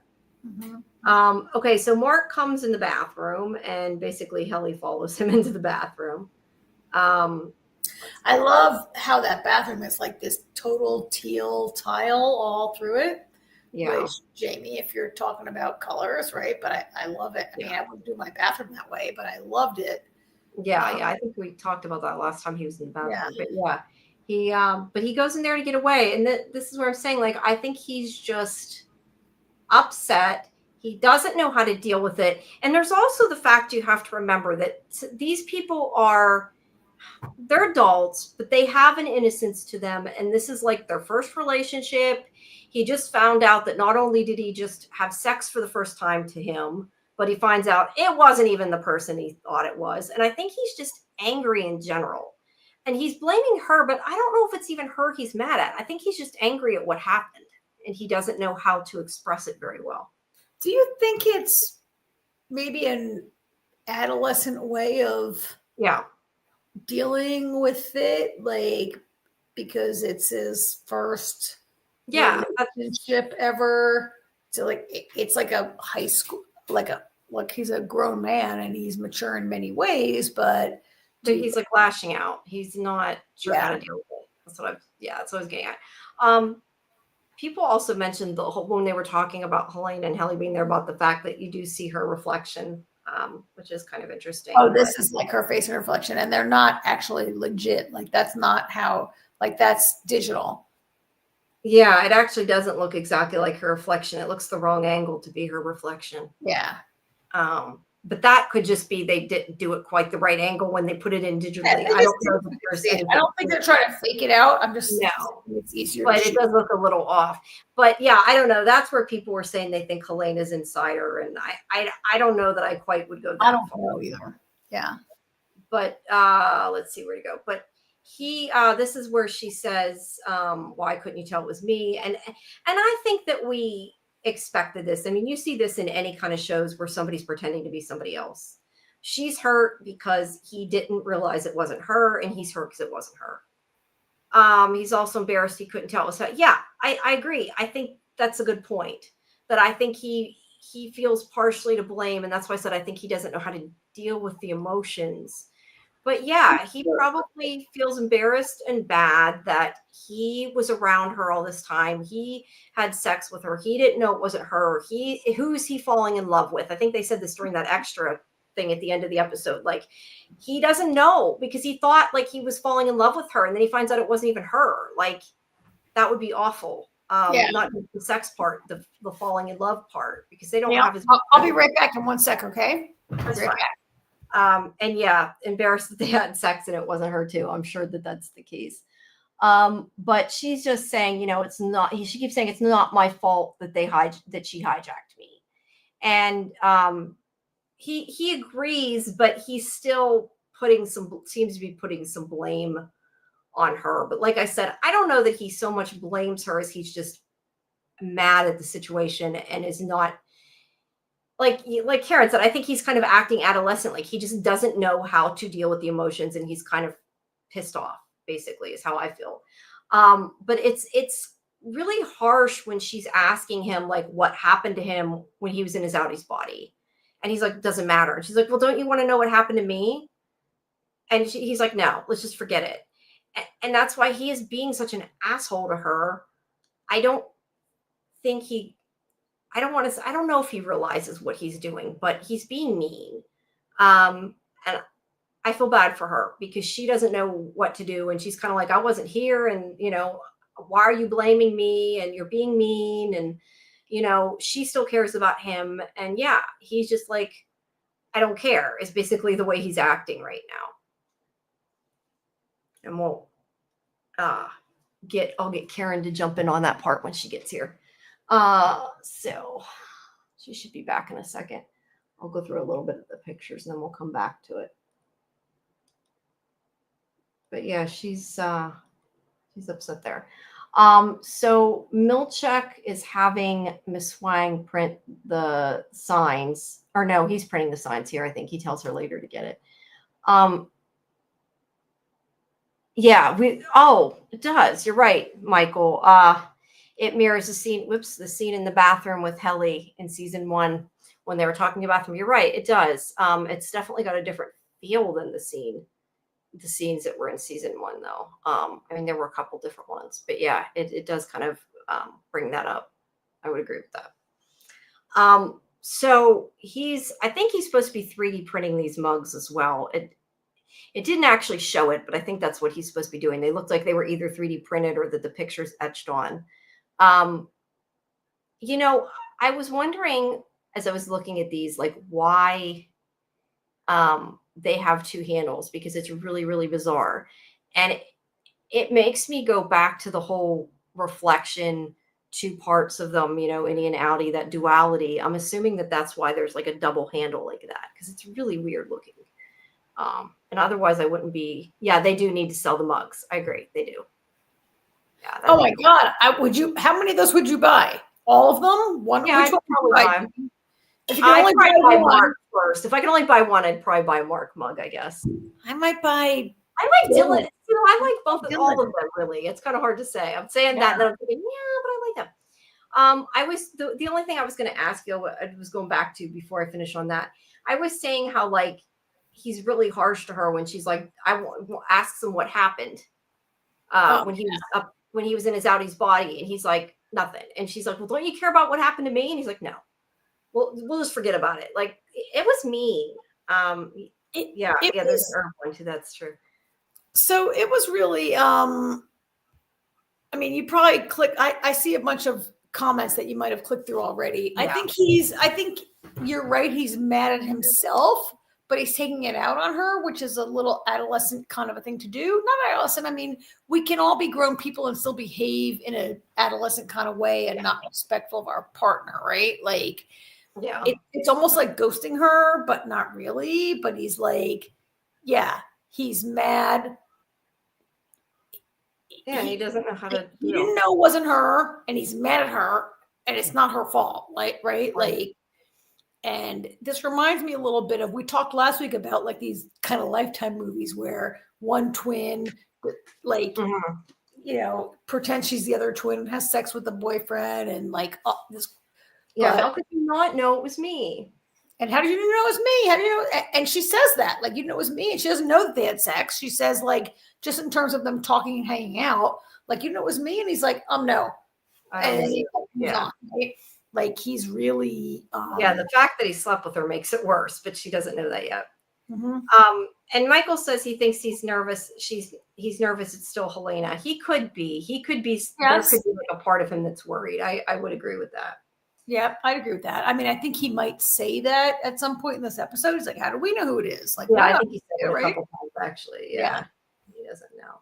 I mean, back to this. I was saying, I think that the double handle is like the duality aspect again, I guess. Really? I mean, that's not an uncommon thing for less on a coffee mug, more on a teacup. I have two teacups. Oh, okay. I've never seen one like that. I don't drink tea, so, but I don't see. I haven't seen mugs. We do have mugs, but I've never seen one like that. For me, I see it less on a coffee mug and more on a teacup, but I have seen it before that you put your two fingers in there and hold it. Yeah. Now, I just assumed it was to show both like the innie and the outie kind of. I mean, it's possible that they chose that. It probably chose it for that reason. I didn't know that actually. It's kind of interesting that the Dylan mug on the right is a little droopy and not like perfectly.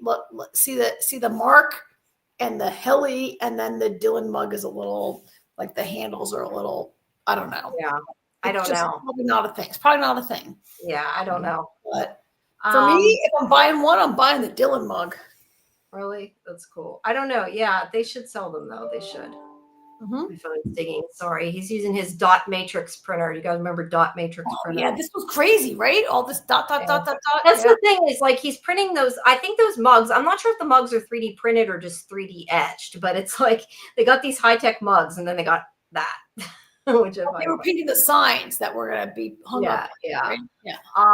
And let's see. He tells her to print the signs. Before our show's over, I'd love to talk about Miss Wong and how she and Milchek were in this episode, which was a little, yeah. She says here, and she says it's a question. She uses it. Like she knows it's not a question, but she's basically like telling him what to do. And she's like, you shouldn't let them have a funeral because it makes them feel like people. That was really, really cold. Oh, that was so cold, right? And I was a little surprised that she said it. And yet it tracks with Helena, what she said, like you're not a person, you can't retire. Like in season 1, she says that, right? And it teaches their animals. Like it kind of tracks. It doesn't track with maybe Mrs. Cobell, I don't think, or maybe it does. I don't know. Her behavior seems to not track with that, but yeah. I don't know. I didn't get that opinion from Milchek though. And I guess that's where I'm kind of saying, like, he's doing something to help them. Like, is he doing it to help them only? No, he's doing it to get them to listen. But I feel like he at least has a little bit more sympathy than she does at any rate. Because he's like, just look at the pictures.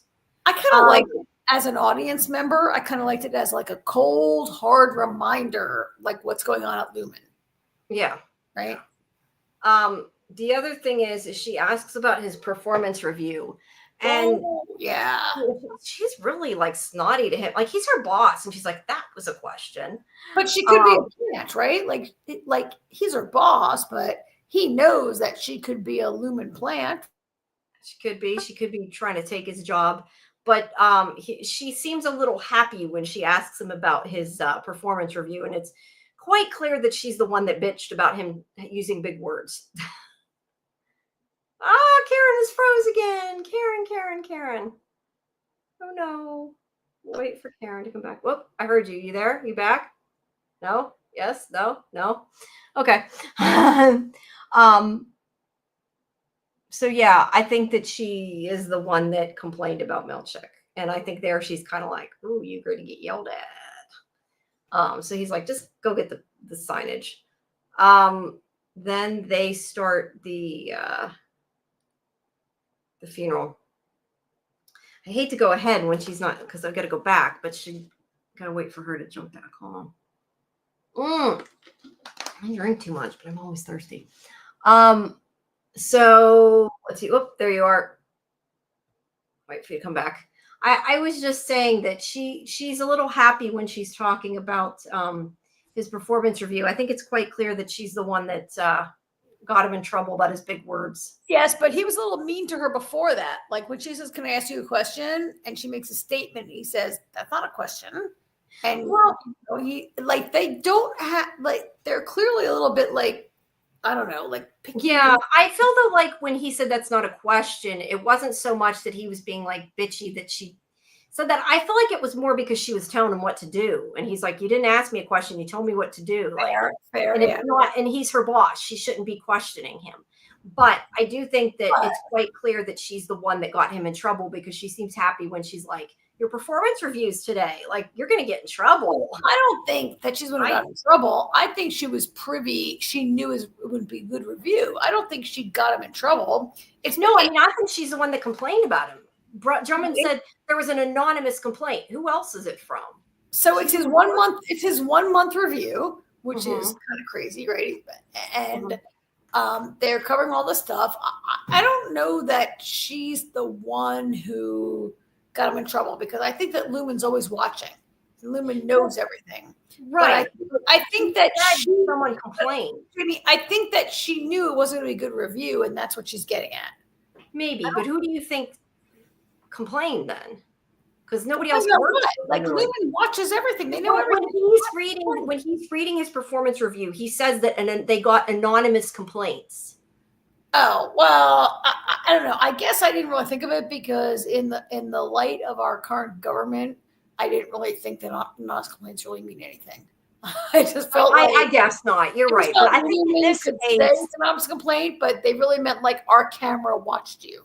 Could mean that. I just don't know. I really felt like anonymous complaints really meant anything.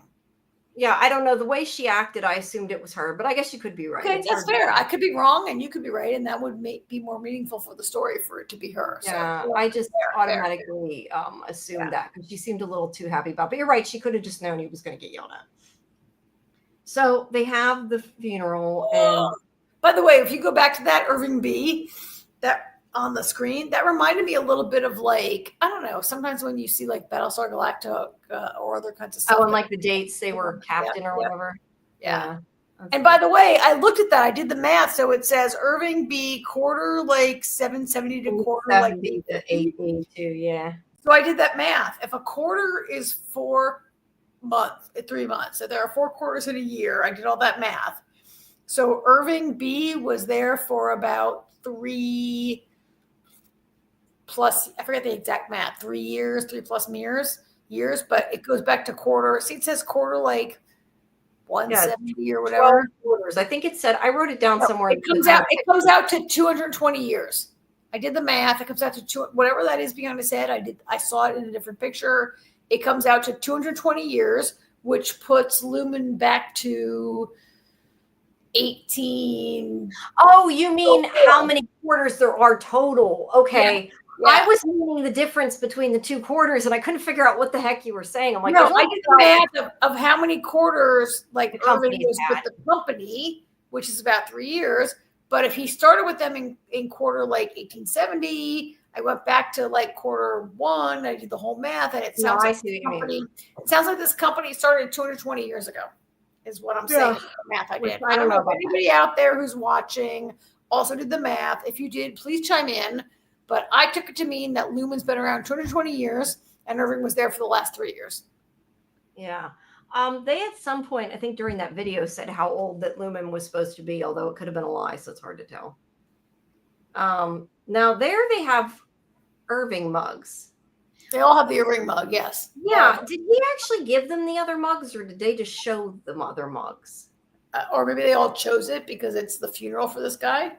That's what I mean. I'm wondering why he would have printed the other mugs. I wonder if that was just showing us that they had mugs of everybody. Yeah. I don't know. So they can sell them to us. I don't know. This was a terrible, terrible funeral. And this to me felt a little space age. The scene felt very shippy to me, right? It does. It's partially the room. And by the way, that yellow balloon light's back in this scene too somewhere. I don't know if I got a picture of it, but that balloon light that was on the floor that I said was a light, that everybody's like, there's balloons. I'm like, no, that's a light that looks like a balloon. It's in the scene again. There it is. They show it better in one of the pictures. Yeah. Now, here's my question. What is this thing? I thought that was where he had the laptop plugged in before to make the presentation. Yeah, there was a picture of Keir or of Irving. Yeah, it's a little animation. No, it was animation of Irving. But it looks like it's one of those things you put your hands on. What is it? I don't know. I don't know if we can really say it. I mean, old technology is it looks like you put your hand on it and maybe remember those old things where you put your hand on and they were like, we'll give you your fortune or whatever. palm reading or your fortune. Yeah. Fake. Yeah. Yeah, I don't know. It's just a little odd, but I just wondered because I honestly thought before it was like mirror, like the laptop, and like that was what they mirrored on the presentation. Yeah, I wasn't going a little high tech.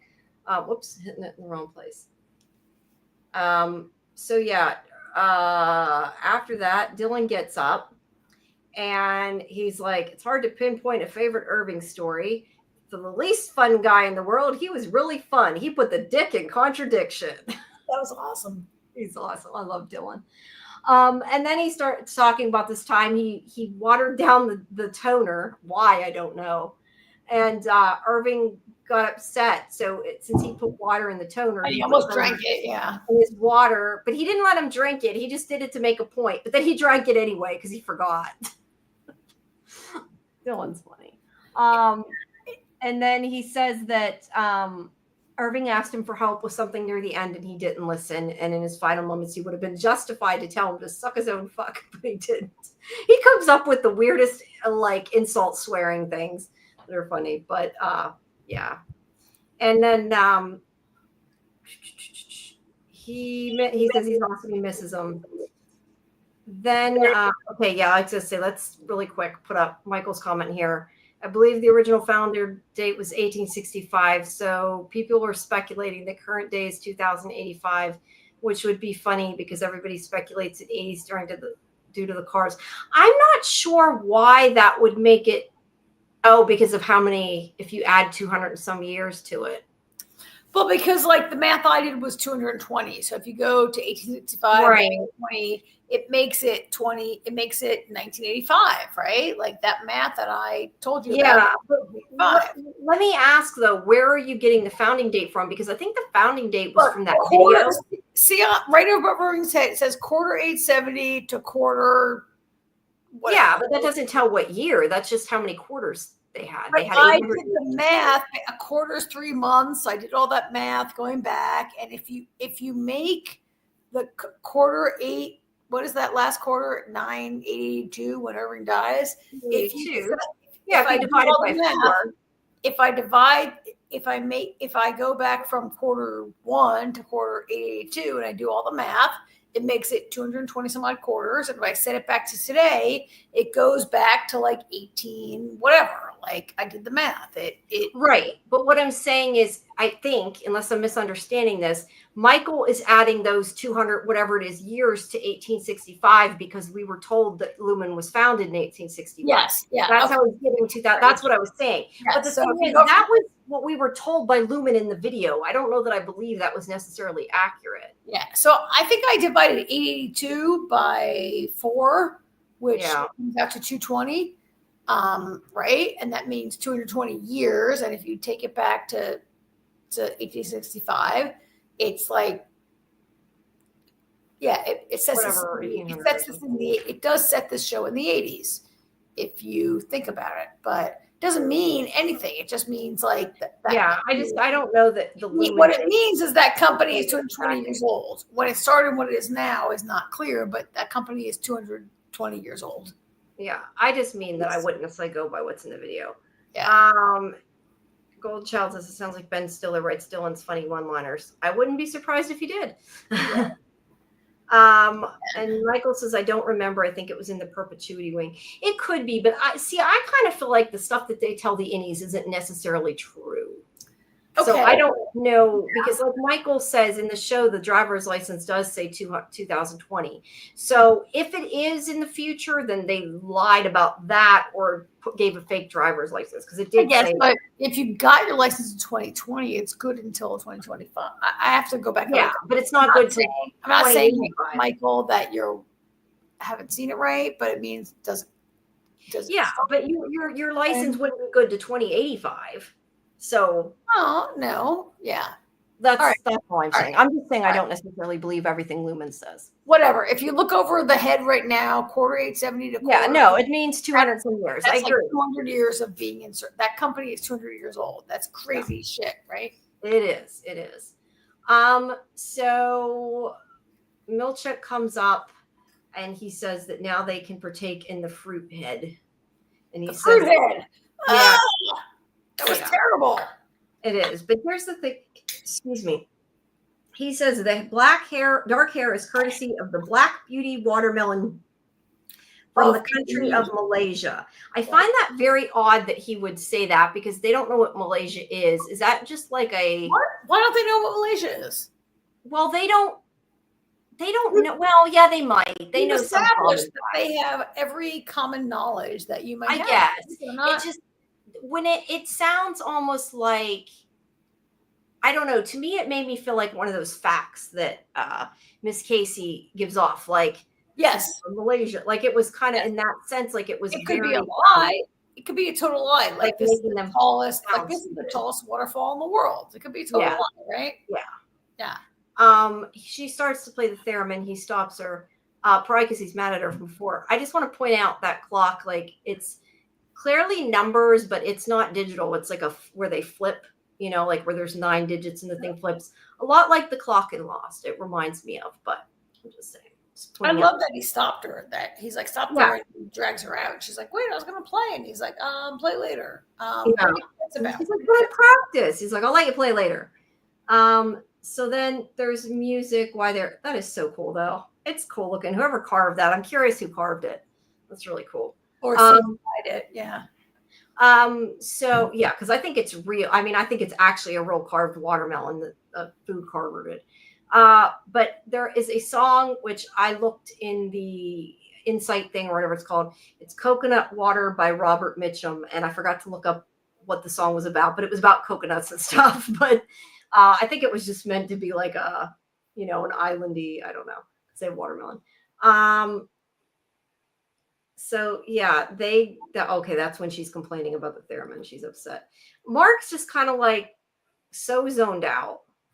Yeah. Please don't bring up Lost. I have trauma. Sometimes we do too. It's okay.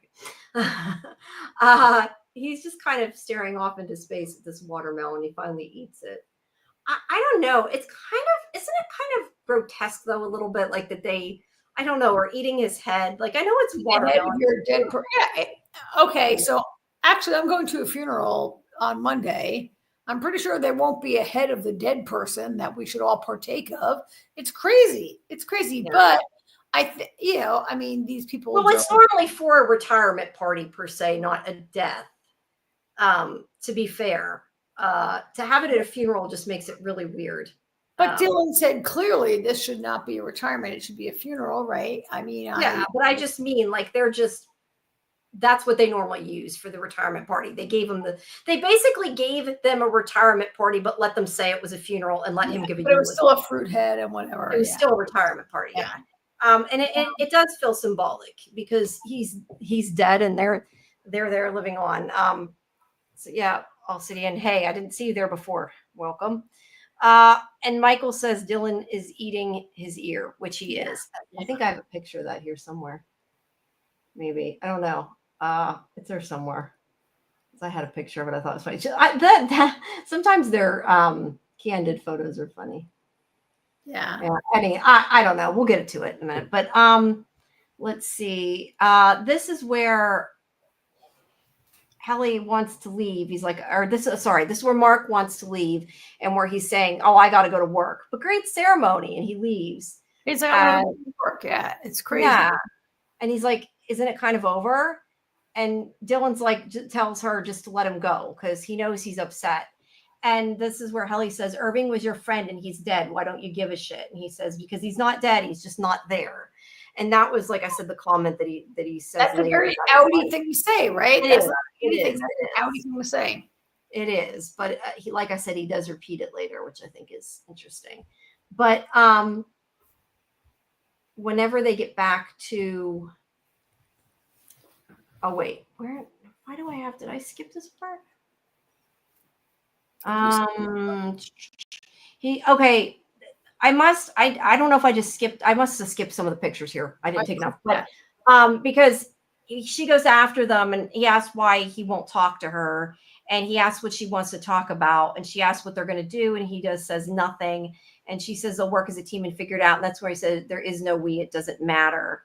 And he gets really upset. And he says, I'll put that there. And he says, because they're smarter than us, they know everything about him looking for Miss Casey, about them wandering around to meeting other departments, even them mapping the floor.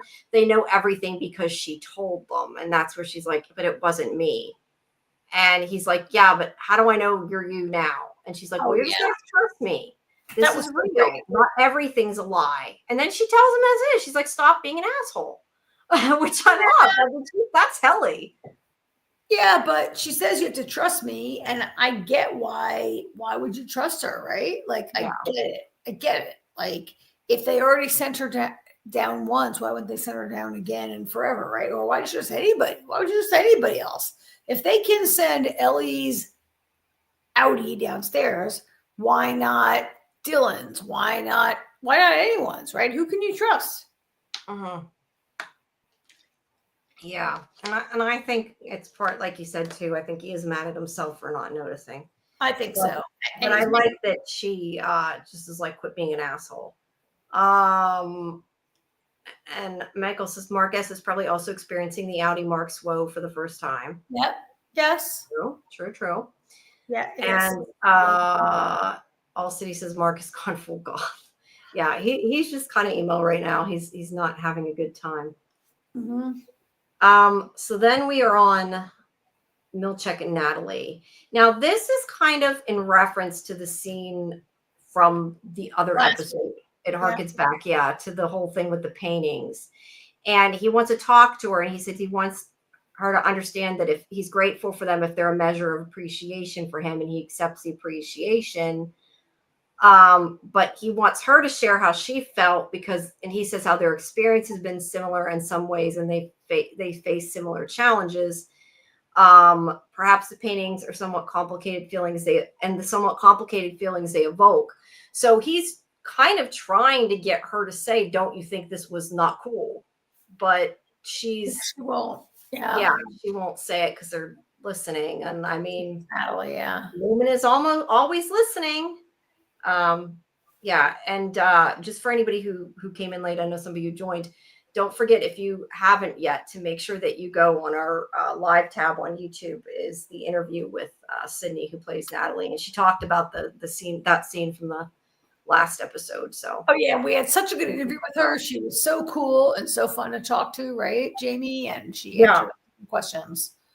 I really, I think it was a good interview. And I was gonna say, she answered, I think, everybody's questions. I think I got them all in, or if not all of them. I think you asked all the chat questions, because it wasn't chat questions, and a few more that we had. She was really cool. Yeah, she's really nice. It's a good interview. So if you haven't, check it out, please. And subscribe if you haven't while you're here. Okay, so let's see. So basically, she won't talk to him about it. And he just says, Drummond's waiting. Although I will say, she does kind of look a little upset here. Like she's kind of agreeing with him, but can't. And then she puts on that fake smile. That's kind of how I felt. Like she felt uncomfortable. Her big smile's not right there. It's not. She does put it on after, but I feel like she was uncomfortable. But she's like, we got to go. Drummond's here. We can't talk about this. He needs to approach her outside of work. And this is where Dylan's looking at that, and he's eating his ear. And he's here somewhere. I think I got a picture of the ear. This is where you were right. I gotta say, I had forgotten about that until you mentioned it last week, and I'm just like, okay, that sounds like a good plan. Remember last week I knew what was going to be behind there, and I'm like, that's what that might be. What last week when Irving said, "Remember, hang in there," I was like, "Oh, do you guys think he?" Yeah, it was definitely referenced. Yeah. And sure enough, he hit a message behind the poster, which has a picture of the testing floor or whatever that he drew. And it has. But also, it looks like extensive instructions how to walk down there, right? How to find it. Indeed. That's what I'm assuming. I got out of it that's what Felicia told me. It's like right, left, right, left, right, left, right kind of stuff, right? Yeah. So it's how to get there, and He gave it and left it with Dylan. And the thing is that Dylan feels bad because he didn't listen to him. So yes, he should. Why did he put it back? You know why I think he put it back? Because you can't leave the floor with any notes. And so the safest place to hide it is right back where he found it. I guess. I thought maybe he'd hide it in his desk or something, because remember, one of them had Rickon's book in their desk for a while. So they clearly, although they knew, I'm sure. I think he put it back. I think he put it back there to save it, to me. But you're right. Like, the desks could be a safer place, but I don't know. Does it say dad? Michael's asking. No. It says O&D. It's supposed to be. At least that's how I read it. All the places you turn your. Yeah. I'm looking at the dang wrong picture again.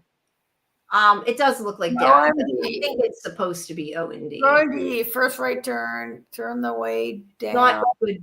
It's not good. Right, turn right, turn left, yeah. So let's see. So Natalie asks, Ghost MKC agrees with me. Thank you. Natalie asks Milchek if he's excited for his first performance review as department chief. And I'm sorry, that was before about the paintings. We already said that. We're back here. Okay. So this is where Drummond tells Milchek that he's going to be conducting his monthly performance review, which can take 2 to 6 hours, depending on atonements and approbations. That doesn't sound like fun. So he's going to have to. And he's coming. So he's also. He's not board level, but he's high level, right? And he's higher than Milchek. And he's coming down there, like he's coming down separate floor. Are they going up? Like, it's kind of like. Oh, you mean Milchek going to the boardroom? You mean, or you mean Drummond? Well, I mean, Drummond is going down to Milchek's level to do his review, right? Like, or his Well, I don't think that this office is on the severed floor or anything. Or you don't mean like literally? I'm saying that he's going to a different office. Like, okay, I'm saying he's not summoning Milchek to come to this office. He's going to a different office to do this review. Yes. Milchek had to go there. I lost it. No, it says O&D. But anyway, that is a really long performance review, and I don't know. He's going to have to atone for what he's done. Well, and it's also, so I've had a performance review before. I worked for a big company. A lot of people. Hopefully not 6 hours long. But I have never gotten a full printout. Like, it's all, as we go through this, it's a full book printout that says like Milchek, this and this and this, right? It's you would think at the very most it would be something filled in with his name, not printed with his name, like all fancy. It's interesting. That was crazy. It was. It's too bad that they don't make them to atone sit and watch that video and like say, what was it that they did that they had to say over and over again that like they sort of brainwashed them. Do you remember in the break room before? Oh yeah. Too bad they don't do that to their other employees, because it probably would do them some good. But he says if it takes longer than 4 hours, we'll break for lunch and order it in advance. And Ghost says, I wonder what was on that lunch menu. Yeah. And they probably not a waffle party, but that is kind of funny. But yeah, that's a very long performance review. But he says the positives that he received the cure paintings with grace, his attendance and urine analysis are both excellent. Yeah. But there's been 3 contentions reported anonymously, which have been investigated and confirmed. See, that's where I really thought it meant that she did it. Wait. You're going to be here a few hours. What's for dinner? Yeah. It was just an odd scene, I think, altogether. Let's see where to go. It means that they intend for your review to take many, many hours and be like an abuse. Like, do you remember like when in the first season when both Ellie and Mark were kind of punished and had to go into that little room? And that's what I was talking about. Like, they don't, right? Yeah. I'm assuming they're not doing that to them. I feel like this is like, I mean, your review, and they said it's your quarterly review. It's going to happen every quarter, 4 times a year, right? And they're waiting to. I felt like it was going to be abusive. It really wasn't. it's not clear, but yeah, it does seem like it will be. But he says that the three things are: one, he used too many big words, which I still think that maybe she said. And he's like, perhaps I colloquially employ, like he starts talking like that to him as he says that. And he says, anti-deflections will be heard after lunch break. And then this is what is like crazy. On several of his daily logs, the paperclip was installed back to front, which led confusion to where to begin reading the document. Like, what the hell? That's like a perceived. Karen, I think, froze again. I kind of wonder with that if it's almost like they wanted to find something to ding them for, because who gets yelled at for the way they put a paperclip on? Unless it's just because they're so crazy with everything and exacting and that. I don't know. We'll give Karen a second to come back, because I did want to talk about the other part. Is that's where he says that the bulk of the day revolved around the fact that he brought a new refining team for Mark S, which failed to coalesce. And I kind of find it interesting that like he uses, like, I don't want to say big word. I mean, I know what coalesce is. It's not like a huge word, but like he yells at Milchek for using like better language, and yet he is. So I don't know if it's just he's not supposed to on the severed floor, or if it's because that's why I thought maybe it was Miss Flying too, because she's younger. Maybe she didn't understand it. I don't know. Yeah, they have to find stuff to nitpick. That's a good point. But it's like, really, paper clips? Yeah, I don't know. They also treated each point marked off equally to Helena being drowned. Yeah, that's true. They did, because it has all these things. Because the third part is that he also says he instituted kindness reforms. And he says he's not harming Cobell. And he says these kindness reforms that seem to in no way deter curiosity or idling by the team once they returned. That he arranged for an outdoor team building retreat, team building, whatever, the word bow occurrence, which resulted in termination of one employee and discovery of the true identity of another with great risk to the Egan name. And you're right. It's like they're yelling at him for doing all this that caused her to almost be killed. And then they're like, oh yeah, and you also put paper clips on backwards. Yes, I for a show for viewers, it was for comedy, but he's quite serious. I think it's a serious offense to them because they're nuts. So yeah, I want Karen to get back because I want to talk to her about this. Because this is the part that I wanted to talk about before, that I had started to kind of mention earlier, is the fact that Milchek has gone to all these extremes to try to get them to do what they're supposed to do. I almost feel like he found new ways to try to get them to do their job in a way that wasn't so cruel. And after listening to this, because of the fact that he says to them, and I don't know if I have it where it's here or not. It's somewhere here. I thought I had it right here. But where he said, wait, let's see. He says later, I don't know where it's at, but he says something like that the milestone about, he says about Cold Harbor, and he says that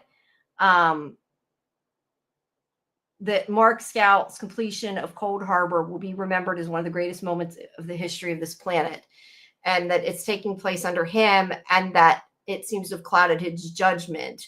And that's where he says you have to remember these severed workers' greater purpose and treat them as what they really are. And that's where I'm saying, like, he's saying these aren't even people. And like Milchek went to all this trouble to try to do things to help them. Like, as much as he did it to get what he wanted, he did it in a more humane way. And I feel like Drummond's like, you wasted all this time and did all this stuff for, things that aren't even people. And like, you wasted our time and it didn't even work anyway. So yeah, I think that's, I will talk to her about it when she gets back. I'm hoping she connects back soon. I haven't gotten a message. Her internet isn't working. Maybe she can't get it back. Let's see. Pretty sure Mark snitched on him to Miss Wang, which is why Mark in the elevator said to Milchek how he couldn't wait to read the news in the BS Gazette, which is why Milchek got more aggressive to him. He said, read in the news. I thought he meant about and I have to go back and see exactly what I wrote there.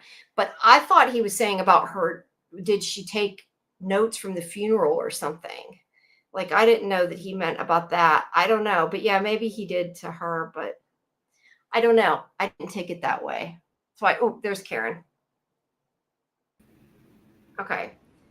Before I get to, I want to go back and talk about what you missed because I want to get your take on it. But Ghost says that he said about he couldn't wait to read the news in the BS Gazette to Milchek. I thought he said something like, did she take down notes from the funeral or something? Yeah, how was the rest of the funeral? Did you get what you needed from it? And then he asks him if Miss Wang took notes. So I didn't think those two things were connected to the performance review. I took that a different way. I could be wrong. I don't know. Because that was later, and I don't know why. Well, I mean, I guess Mark could have known about it. I don't know.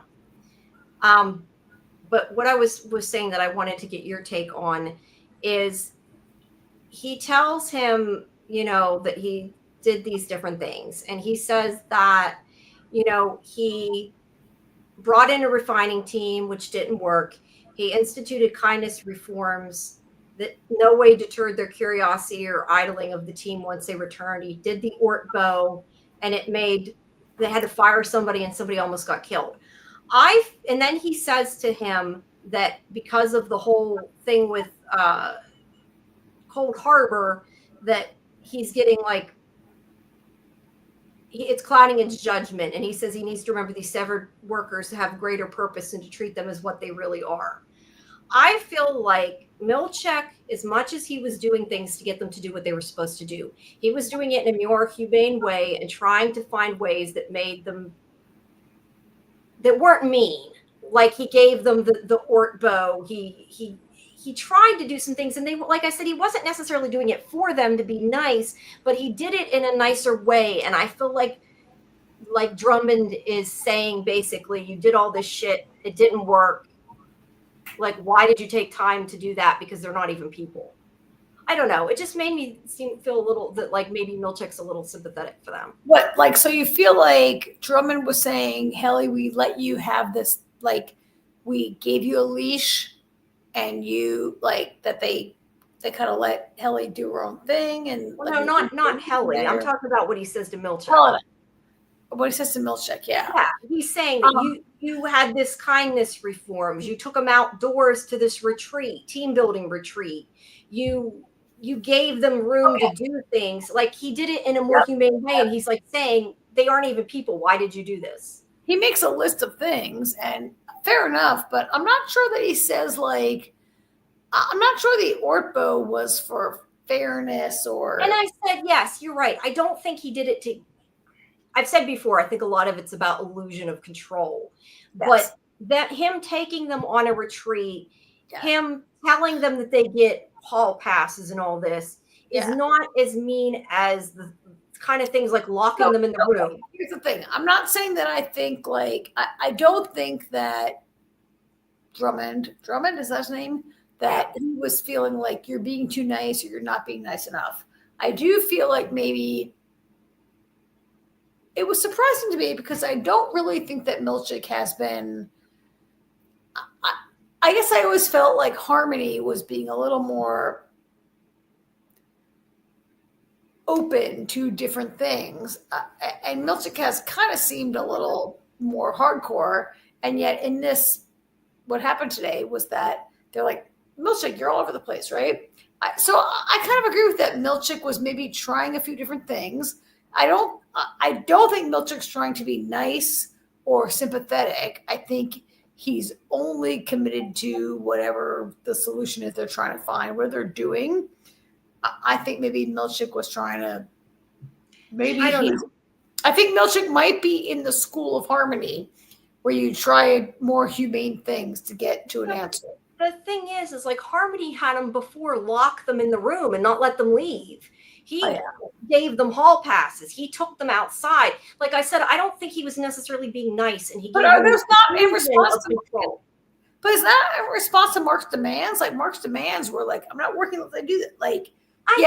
But I just feel did it in a more humane way than he could have. And he's saying, you need to remember these aren't people. You should not have taken time to do that. I guess I'm not sure that he didn't just act that way because they're trying to make Mark do whatever he wants or try to appear to be But they more. couldn't have threatened him. I mean, they could have done, I don't know. That's how I took it. I don't. At any rate. Yeah. He has some compassion. That's kind of what I mean. Like, it's not that he was necessarily being nice. He just wasn't being mean. Like, because he even says, I'm not Cobell. And like I said, she locked them in the room. I don't think she was being mean. I felt like. But maybe not as mean as she could have been. She looks like not that mean. Looking back, she looks. No, like I said no. She could have been a lot worse. She definitely could have been a lot worse. But I just feel like he's like, you shouldn't have done this. I don't think his name. I don't think he's an Egan. I think Drummond is his last name. I assume. I don't. Yeah. Does it say? Let me see. Does it say his name is Mr. Drummond according to Internet Movie Database? So I'm going to assume it's his last name. Okay, so Internet Database might not be. Could be wrong.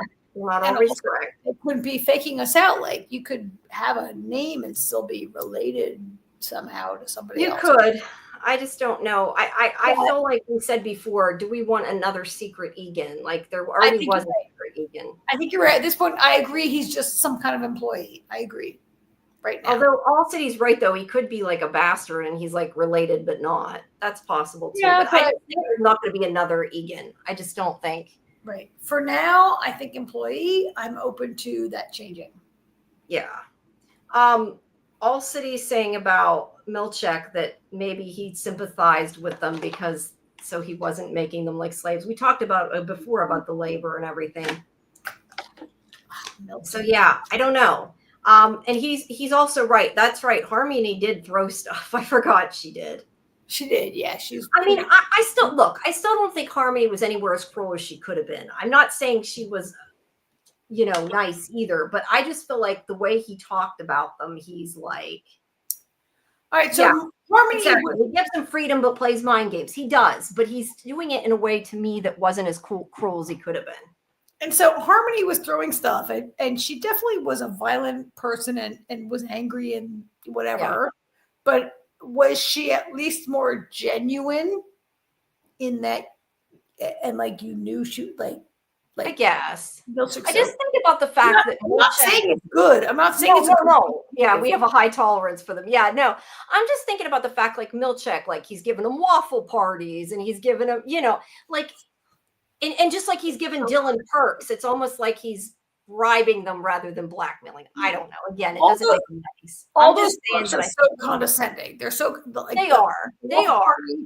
Even the funeral. The only thing that's really meaningful is Dylan seeing his family. Like every other perk, I think, is so fake and insulting and condescending and just awful. All those perks are the worst.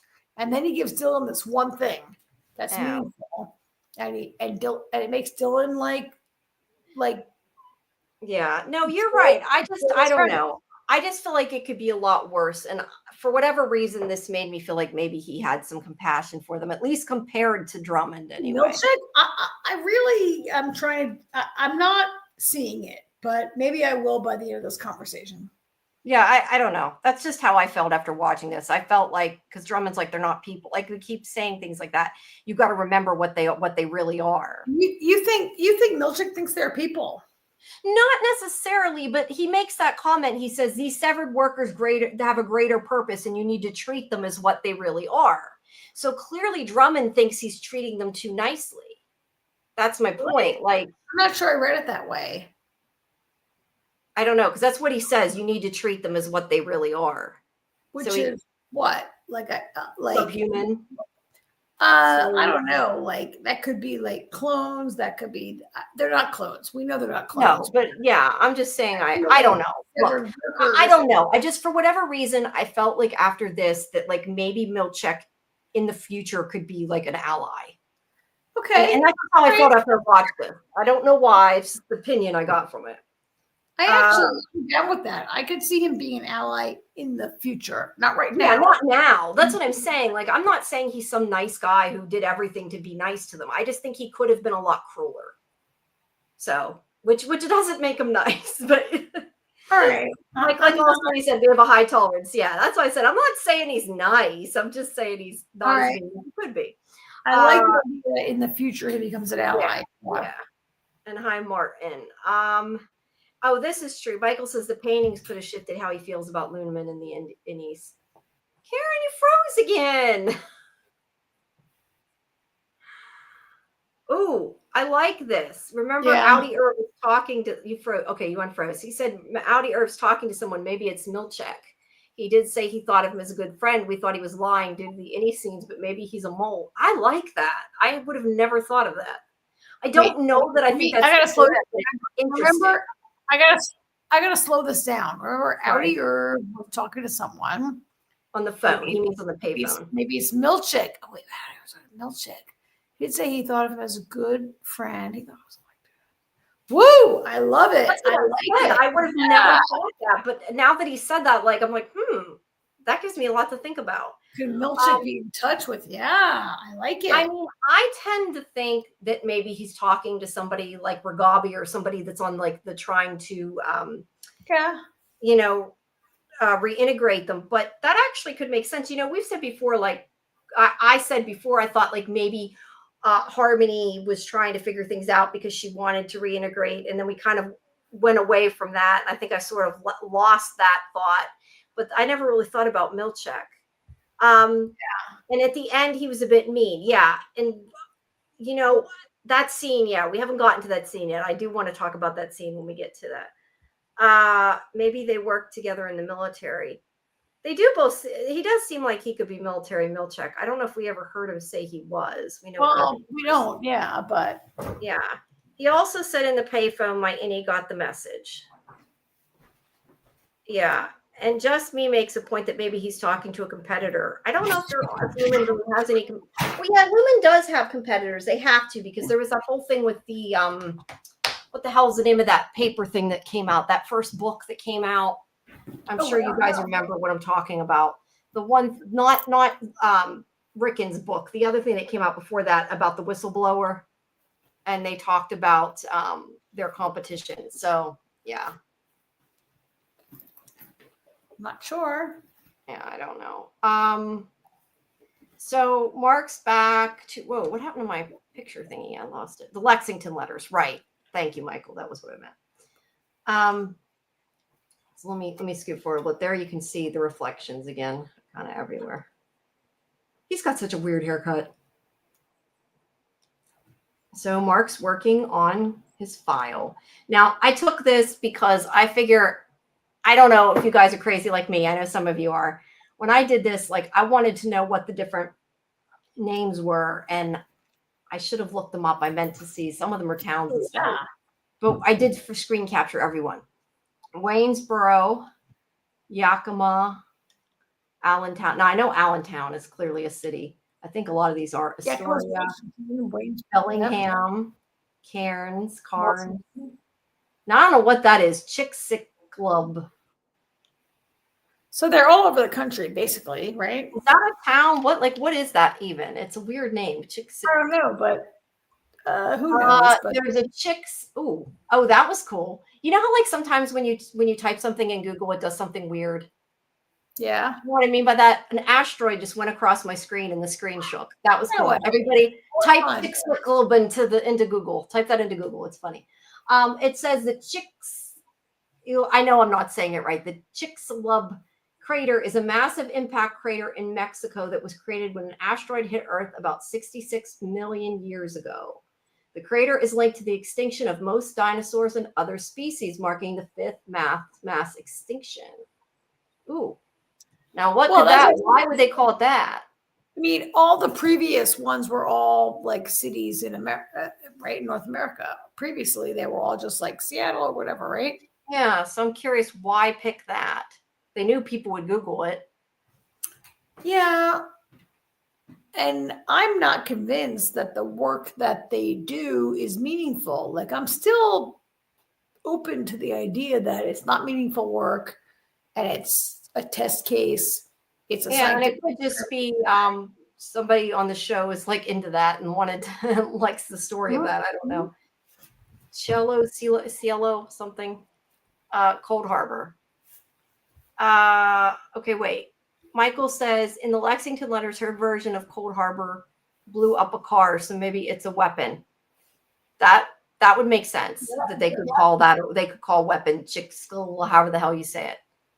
So yeah. And also, okay, so the reason why I think Irv is in the military, I think they implied Irving was in the military. He had medals on display in his house. His dad's stuff was in the trunk in his room, buried and stuff tucked away. Yes. I'm not sure about Milchek. I don't think we knew Milchek was Army or military or anything. Oh yeah, I don't have any idea. I also think the folders are either steps to rebuild Kira by mastering the four tempers. The boxes the numbers go into at MDR out of resurrected dead people, or they are completely separated. I don't know, but we do know that the it's not the boxes, there's 5 boxes, but something about them, there's like 4 tempers there they're separating. I forget exactly where the tempers are, but it does have 4 tempers on there. Because they're even colorized as the tempers. So I kind of still think that the tempers and the boxes and the numbers and all that have to do with like Mark even like redoing his own trauma, like is he working on his own psyche something, or is he trying to like bring it I think it's very personal. I think whatever Mark is doing has to do with himself and Gemma and Miss Casey, and I just and is it related to I don't know, but they are, at any rate, the way the numbers make them feel, I think, are supposed to be the tempers. I thought there was 5 boxes. That's so crazy. But yeah, no, it is. But they definitely have the tempers listed at the bottom of that screen, and they're like color coded to the tempers. Absolutely. Yeah. There's a lot of numerology, real life events connected to years in occult. Yes. Yeah, that's true. And there's 5. Okay, you say there's 5. See, I thought there was 5 boxes. Ghost is saying there's 4. Michael's saying there's 5. I thought there were 5 boxes and there were 4 something else. Hold on, I can very quickly figure this out. Or, well, if you guys help me, right? It's 5. What episode was the one that had that at the end of the episode that had the picture? Was it the 3rd episode? The picture of the whole, of that picture. I'm gonna get it. Hold on, it's here. It's at the very end here. Where the hell? I can't grab it so we can see it. It wasn't. I mean, I do feel like those numbers are kind of like Mark dealing with some. I think it has to do with like changing his own experience or his own psyche or whatever. I mean. Maybe, but I'm talking about the tempers. Yeah, the 4 tempers, but there's 5 boxes down there, right? 4 tempers plus 1. That's what I was saying, because there's a disagreement. So here is let's folders, not boxes, they're folders. They're folders. You're right. You get the number is the picture here. Okay, there's 5 boxes. 5. 1, 2, 3, 4, 5. But these down here are the 4 tempers. There's woe. Help me out here. I always forget what they are. Malice, frolic, and dread. So the 4 tempers, 5 boxes. Why there's 5, I don't know. But yeah, there's 5. So there you go. So there's one more. That is we don't know. Well, no, the tempers were under the boxes. That was something separate. They're just still dividing them into 5 boxes for whatever reason. Okay, back to that. Yeah. There we go. Okay. So he's working on Cold Harbor. Now, I also want to mention that a couple things here that, 5 brainwaves. It could be brainwaves. I remember we discussed that before. I forgot about that, David. Remember how we said that with the when he was vibration thing that Ragabi had. Well, Ragabi had those Michael. Or David, not Michael. Now I'm calling you the wrong name. Sorry, David. So the thing I want to go back to though is Drummond says that Mark Scout's completion of Cold Harbor is to be remembered as one of the greatest moments of history of this planet. So why? you're saying you don't believe that and you think it's not true. In other words, right? Because you said you think they're not doing anything for it. Okay, so just listen to it. Mark's completion of it'll be the greatest thing on this planet. Like what? I don't know. I kind of wonder, as other people have said, if maybe it's about like, reincarnating Kier or something, bringing him back to life. I don't know, because Kier is so important to them. But also, I find that I don't know if this is a mistake or if it's important.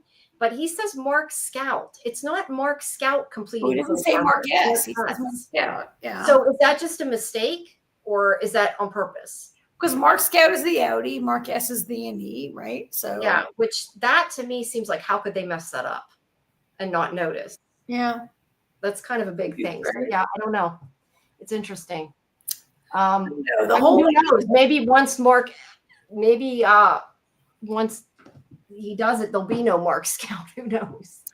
I mean, the idea of completing Cold Harbor, the whole thing of clicking all these ridiculous buttons into wherever, it's insane, right? Like, what does it even mean? Definitely.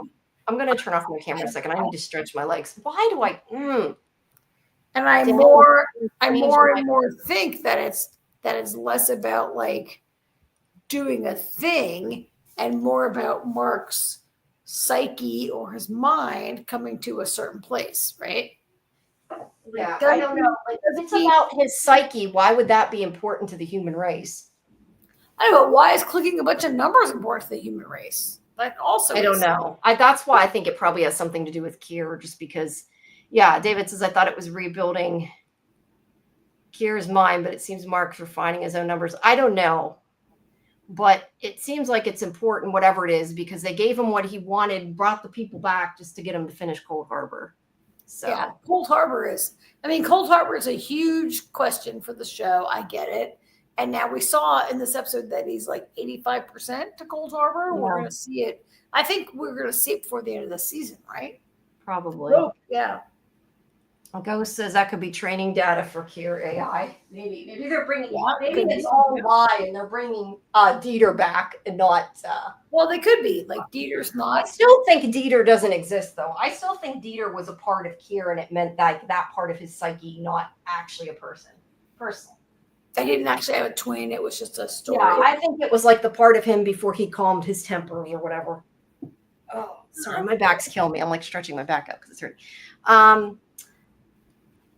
Also, he says maybe reintegration is part of the plan. I don't know. Yeah. I feel like Lumen's against reintegration. Otherwise, they wouldn't be sneaking around doing it. I'm not sure. Maybe that's not what he means, but I'm assuming he means that that's Lumen's plan. I don't know. Refining for parts used for the algorithm. Yeah, I don't know. I mean, it does. I agree. A lot of people have said about them training something. It does seem like they could be training something. A lot of productions will use a code name during production, and Severance is Cold Harbor. Oh, you mean when they were filming it? It was. Oh, when they were making that's cool. That's a cool little in-joke reference thing. In case Cold Harbor maybe doesn't mean as much as we hoped for, right? Yeah, I don't know. Oh, sorry. I'm like, my sides kill me. Ghost says a testing floor could even be an assassin training floor. Due to MDR bringing in all types of random items used on the testing floor. That's a good one. I like that too. Some are dangerous weapons, some are garden tools. You're right. It was kind of some random shit. And they had those cards with like it wasn't jujitsu, but you know what I mean. It had like some kind of karate or something on it. I forget. Self-defense or something. I forget exactly what it was. It was people fighting. Okay. So anyway, he says Mark Scout, not Mark S. Now, I wanted to get to the performance review book. Now, like I said, I would think at the most at a normal job, if they gave you a book about your performance review, it would be like filled in. It wouldn't be like printed with your name. Oh my God, that was insane. Like any of us who've had a corporate job and a performance review, you don't get a book like it was a huge printed out book, which is like an inch thick and has every chapter, right? This was some crazy thing that he got. It was. Ghost says that I think he means the part about the assassin on the training floor is Real Enigma said that. Okay, cool. So let's see. So I took somewhere here. I took pictures of. No, is that a woman? Because it kind of, I thought at first was a guy. No, It must be a woman because got a skirt on, I guess, not shorts. Looks like shorts. The principal achievements and failures of Milchek. The following points should be That's like used the as summary, yeah. guideline for initiating discussion to mitigate future failures and encourage future achievements. I just wanted to read what it said. Short-lived new refining team failure. The installation of a new refining team which failed to coalesce. See, he uses bigger words. Yeah. Ineffective kindness reforms. The institution of new kindness reforms which have increased amiability but have in no way deterred curiosity or idling. And calamitous ortbo.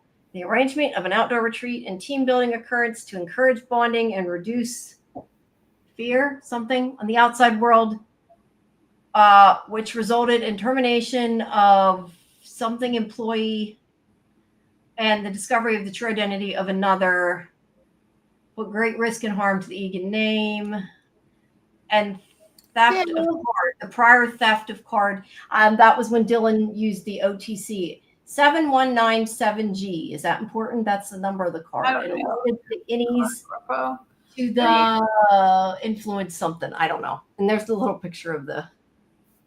But I think the important part to me was like the level of review that this was. Yeah, it's kind of crazy. Months, he had a crazy review with this guy from the board, and it was like such heavy. It was such heavy. It seemed really heavy for very limited infractions. Like, yes, like the paper clips. We're going to say about that later. Like, why would they? Although I don't see the paper clips listed there, but yeah, like, why would you punish somebody because they put paper clips on wrong? That just doesn't make sense, right? And David's pointing out, which he's right, as he's reading this, they intercut with Mark glitching. And that's like here, when they show that from yeah, they do. Mark is glitching. So for well, people glitching from his innie to his outie, though, not his outie, right? Yeah, it is. It is interesting icons. I noticed that. Yeah, now let's discuss Seth Milchek's contentions.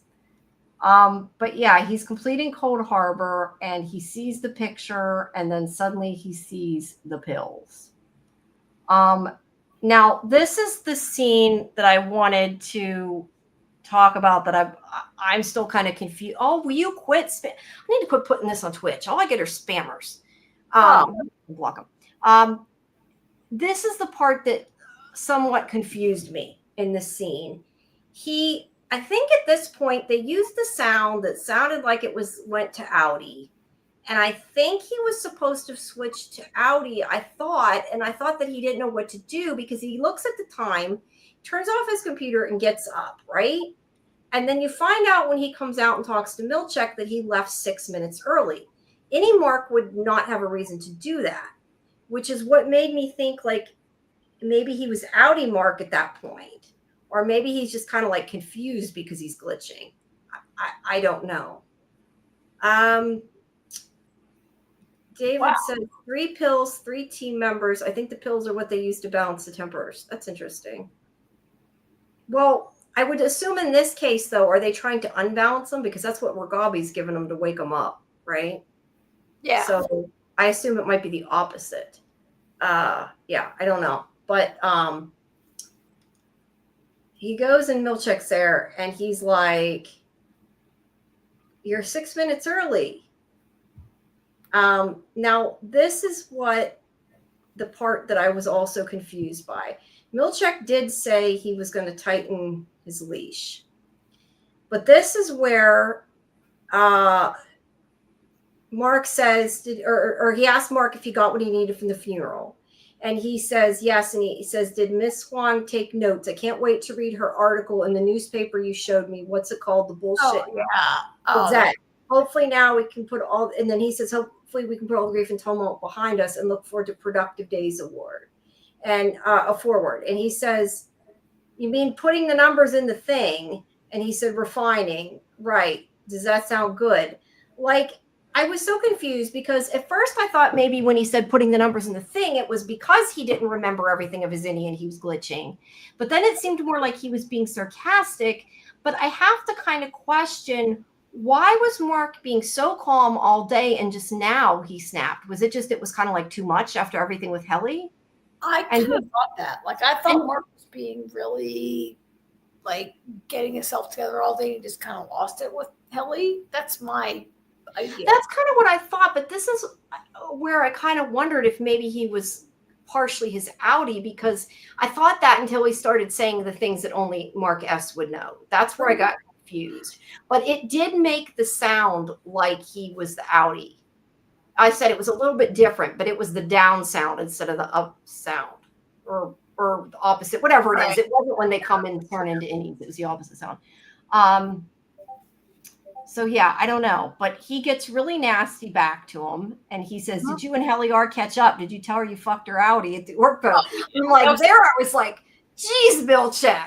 At that part, yeah, I think he's upset after what Drummond said, and he's trying now to be overly not nice. Well, and Jamie, if you have these next couple scenes, I don't know if you do, but they get closer and closer, and like he says, "Can I step inside?" And they get closer, and then he's closer, and he's right in Mark's. He's so close to Mark in his face. It's so uncomfortable. Yeah. And he's, and then again, I'm feeling like, oh, Milchick, you're such an asshole, right? But see, that's where I felt like he was overcompensating. Like he was like, I've been too lenient on them. I got yelled at for being too lenient, so now I have to be an asshole. And there's a new sheriff in town, and I'm gonna like Mark. Yeah. And look, Mark right there looks a little taken aback. Yeah. Oh, this is interesting though. How did Milchick know what happened, and why didn't he try to stop it? Well, I mean, it was Helena that did it. So I'm assuming he became aware, like she might have even had that plan, maybe. I don't know. But yeah, I would assume that Milchick is not allowed to interfere with. That's a good point. Yeah. An Egan, whatever she did as an Egan is not, he can't say, oh, you're an you can't stop. Whatever. Yeah. Right. Yeah. And Ghost asked, before we go on to the very last bit, I'll read this. What was he drinking? Egg mixed with the milk, like the intro credits. I definitely think whatever it was supposed to be what was shown in the credits. I mean, we don't know what it is, but I think it was represented. I thought it was like egg drop soup, but it's some sort of, I think it's some whatever Dr. Ragabi wants him to drink it to assist with his reintegration. Right, but I do think that it's what was represented in the credits. Because there were also pills, I think, in the credits too, weren't there? There are blue pills as well, like in the Matrix, to be plugged back into it instead of facing the truth. Yeah, okay. But isn't he trying to get him the truth, though? I mean, that's the point of the reintegration, but maybe it means he can't. I don't know. Yeah, I don't know.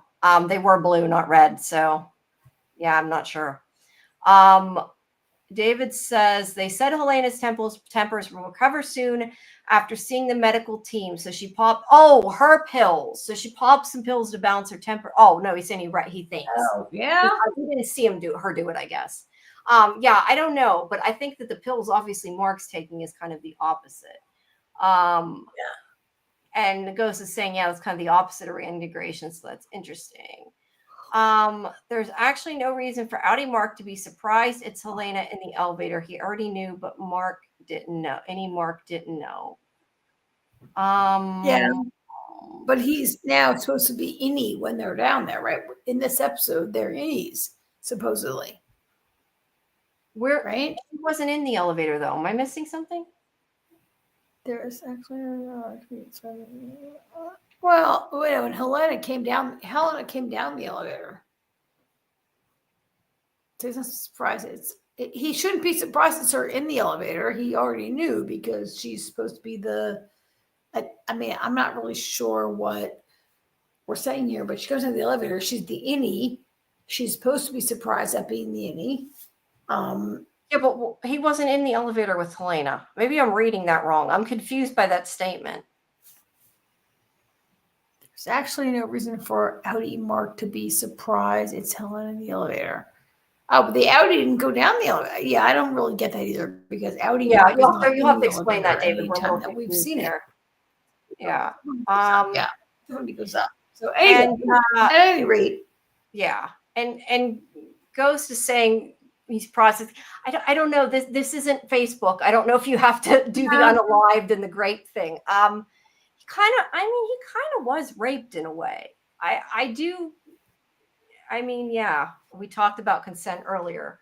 Well, he and he is traumatized over it, and that could be why he's acting the way he is. I would agree with that. He had sex with a person that he didn't think, like, right? Yeah. Like he was tricked into having sex with a person that he didn't want to, or wasn't the person he wanted to. So yeah, is he? Yeah. Yeah. I mean, it's kind of like you talk about those Lifetime movies, but in the same idea of that, if it was real life, not a Lifetime movie, but if you thought you were sleeping with somebody and it was their twin and you didn't know existed, you would be kind of upset and feel like that. So yeah. Yeah, he was tricked into having sex with a person. He was. Yeah. And it was like his first time too. Now David said there was another pitch tone when Seth stepped close, an audio clue. I'm going to have to go back because I did not hear that, but I want to hear it and see if it sounds like the innie or the outie or which one it sounds like. I did not notice the second tone. I'm sure there was. I just didn't hear it. Sure, no. I'd have to listen again. Now Michael says maybe the whole point of Ortbo was for that to happen because I can't imagine they could find a place to get it on at work. I kind of wondered that too, but when they talked before about the kindness reformed or whatever, in that newspaper, it said something about like sexual something. So yeah, I didn't know if it was just, at first I thought that they were just like supposed to be that they were letting them do what they wanted. I knew that obviously it wasn't because I thought it was Helena at that point, but I thought if it was kind of another thing, again, like illusion of control, like they let Mark go and have sex if that's what he wanted to do. But was it the point for her to have sex? I don't know. Let's see. David says when he glitches with Seth reading his review, that's when he turned into an innie. So he was the outie the whole time and already knew Helly was Helena at the retreat. Ooh, interesting. When he glitches with Seth reading his review, I'm trying to remember what he's talking about reading his review because I'm assuming he's talking about in the last episode. Yeah, little shifty thing when he was specking back. Yeah. The only time I remember Mark shifting in episode 4 was when he was having sex with her and he saw his wife. Yeah, episode 4. In episode 5, he has one, but also not at the time that's being described here, right? Yeah, that wasn't when Helene. It wasn't. That wasn't Helene at the retreat. He's talking about in the last episode when he glitched with Seth. I'm trying to remember exactly what he's talking about. I'm probably just like blanking and not remembering it. Season 4, I think he means episode 4. Episode 4, Outie, Mark, and Helena. Episode 5, Outie, Mark, and Helly. Then at 4:54, he becomes Innie again. So Outie Mark knew more than Innie Mark. Yeah. That's the shock on his face, learning his Outie slept with Helena. I think he means in the 4th episode. Yep, fair. Yep. Yeah. And you know what else? I'm gonna copy that because I want to go back and I don't think you can copy. I'll take a picture because I want to go back and look at that point of the episode and try to figure out exactly when this was because I didn't notice the other flip, or at least I'm not remembering it. I'm not saying it didn't happen. I probably either didn't notice it or I'm not remembering it. Right. Sorry, what? Anyway, do we feel Helly might what to say? Get a. He's saying rape. He's putting no. She's not getting pregnant. No, this is the pregnancy, right? Yeah, we're just gonna say no. We don't want her to get pregnant. We sure. This is the Helly and Mark pregnancy thing. No, I don't think it's a thing. I'm not sure. I don't think that's where the show is going. I don't believe that's happening. Sorry, I'm not saying you guys are not right. I'm just saying I'm not on the bandwagon right now. Yeah, and I see what David's saying now about the review. That's what confused me. He's saying that Mark flipped over when he was reading it. That was when we heard the sound. I heard that one. That was the one I was talking about. But he thinks he was that any Mark came back. So he's saying that Mark realized at that time about sleeping with Helena because he was talking to Milchek, said that to him, and it was outie Mark. So I get what you're saying. I don't know that I think it was outie Mark the whole time, but I see what you're saying. Helena is a coward, the opposite of her innie. Helly is what she wishes she could be, which is why she got back at Mark. That's also a possibility. I really agree with that. Yeah. And the show is full of pregnancy references, egg metaphors, and birth symbology. Oh, really? I'm just going to be kind of pissed off if it's all about her pregnancy. Like I said, I'm not saying I don't see signs. I'm not disagreeing with you. I'm just saying that if they go there, I think it's dumb, and I hope they don't. That's not to say they won't. I just don't want to see it. I mean, I appreciate that. I'm not sure that's where the show is going. Yeah, so. I don't know. It's like I've said before with From. I said I see like the references to like the man in yellow and Ethan's dressed in yellow and everything, but I don't think that Ethan's the man in yellow because I don't want it to be true and it'll piss me off as it is. So therefore, yeah, doesn't necessarily mean you guys are wrong. It's just saying that's not what I want to see. Okay. Living in 2015 means realizing that an egg party is actually luxurious. That's so not true. Oh my God, there has been so much on the news about the eggs. Like living in. It means with the price of the eggs going up. Oh yeah, sorry. Yeah, crazy. But hey, it's better than not being able to find toilet paper, right? Remember the toilet paper shortage of 2020? Yeah. Well, I know, right? Okay. So I lost where we were at now. Okay, so Mark's leaving and he's coughing. I'm assuming that he's been coughing all this episode, right? Just because of the reintegration, but because remember, Petey got kind of sick, didn't he? Yes, he was very sick, but I'm not sure that he had the flu, but whatever, yeah. I don't remember. But he's coughing. I'm assuming it's because of reintegration. I really don't know. Oh, excuse me. Okay, let's see. So Helena is watching him leave. Why? We don't know. Okay, now this is really townspeople equals innies, monsters equals outies, man in yellow equals Mr. Gardner. Wait, what? He's talking about From. He's comparing From to. Oh, yeah. Your sovereign boss may own coughed blood. You're right. He did cough up blood. Right? And Ghost says it's sickness, but that doesn't mean certain death. It just means it's a part of reintegration. It does have me worried, though. I mean, I would definitely say it could be foreshadowing something bad, but I don't think they're going to kill Mark. I mean, he's like the main character. Yeah, he's the star, but still, this was some crazy shit going on, right? Yeah, definitely. I'm going to stand up as I'm talking. I mean, to see what this. I mean, I stopped this on my own TV a couple times to try to read it. Yeah. Let's see. The workers were diligently focused. I'm reading it from my notes, not from the image. On the task at hand, pleasantly surprised, noticed not a single worker had a watch. They simply referenced a large standard clock near the door, just hands and numbers and cogs and purpose. Your sovereign boss may own the clock that greets you from the wall, but you get to enjoy its ticking and thus should be happy. Wow. And this is what Devin's reading. And she's like, that is literally the opposite of what you were saying before. So why the hell are you writing this shit? I love basically what she says. And he says that, where'd it go? I lost it. He says that he understands why she feels that way, but Nat made the point that the innies tend to thrive on an environment of structure. And once that's established, then they'll be more open to see expansion. And yeah, she's saying this doesn't sound like your language. It sounds like Lumen's language. So he's cowling to do what they want. He's giving them what they want. Now, a couple things. He acts like he wants to help the innies a little bit there, but she's saying that, you know that Lumen's bad. Why are you doing this? But then he also says to her, we're getting a lot of money for this and you like this lifestyle. Because she doesn't like he's using their propaganda, and she's like, whatever. She got a little upset there because he does say, unless me selling millions of copies of books and that life has lost its appeal to you. So I get the opinion that maybe he's done it for the money for part of it, and he's kind of like calling her out on it. I don't know. It doesn't really seem like Devin. So I want to talk about that. But before we do, and I love Devin too, Ghost. We're trying to get her on the show. I'm hoping.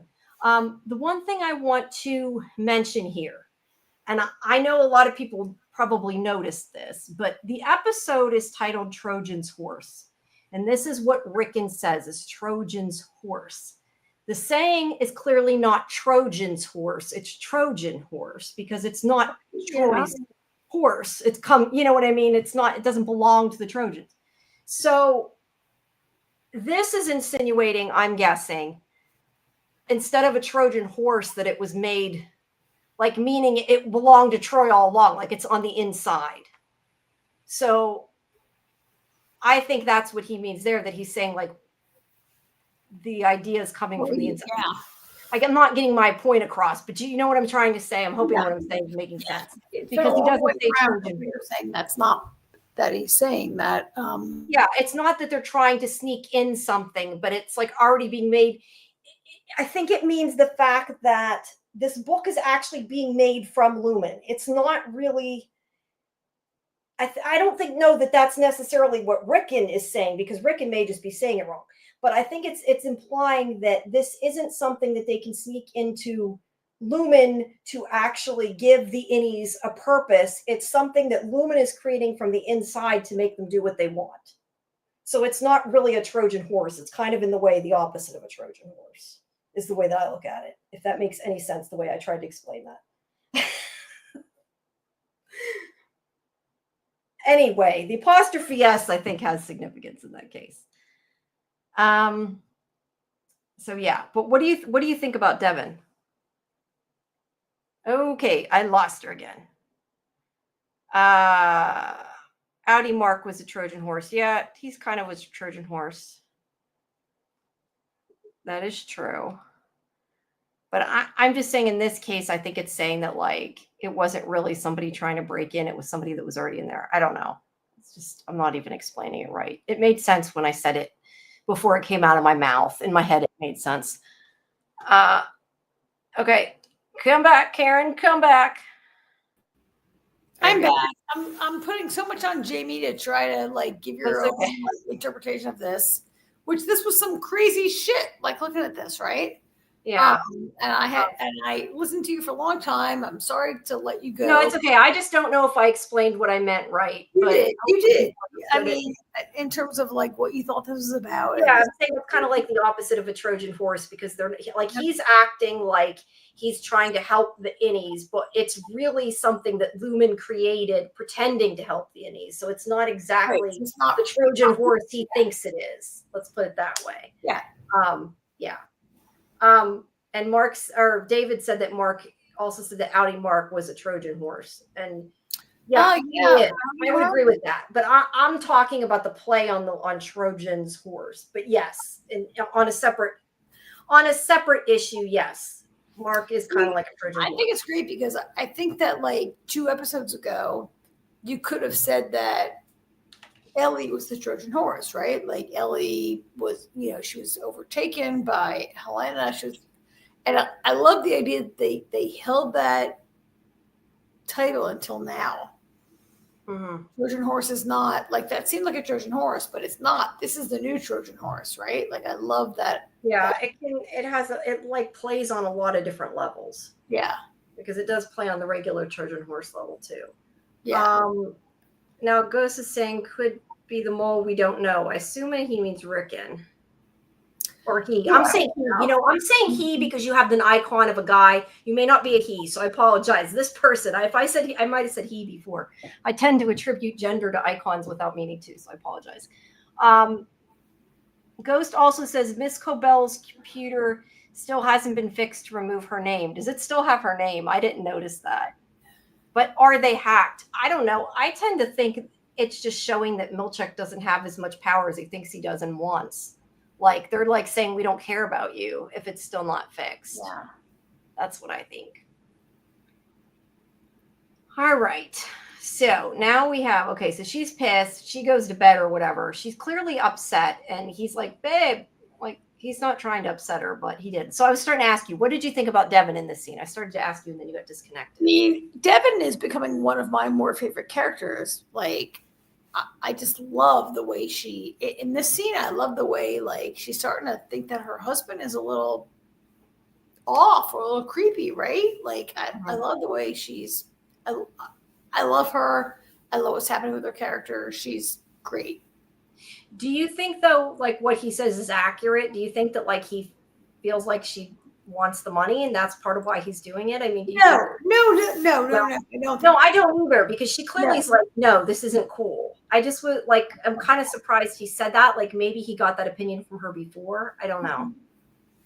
Yeah, I don't know. And that makes him seem a little weird because, like, he's always been like a great partner, a great husband, very much. And for him to, like, suddenly be like, what do you, like, okay, yes, the question, but for him to pursue money seems a little weird for him. A little out of character, but it seems more out of character that he's saying Devin wanted that. Yeah, and yet he's trying to sell his book also, which is whatever. But he seemed to be, for now, I thought it was unlikely.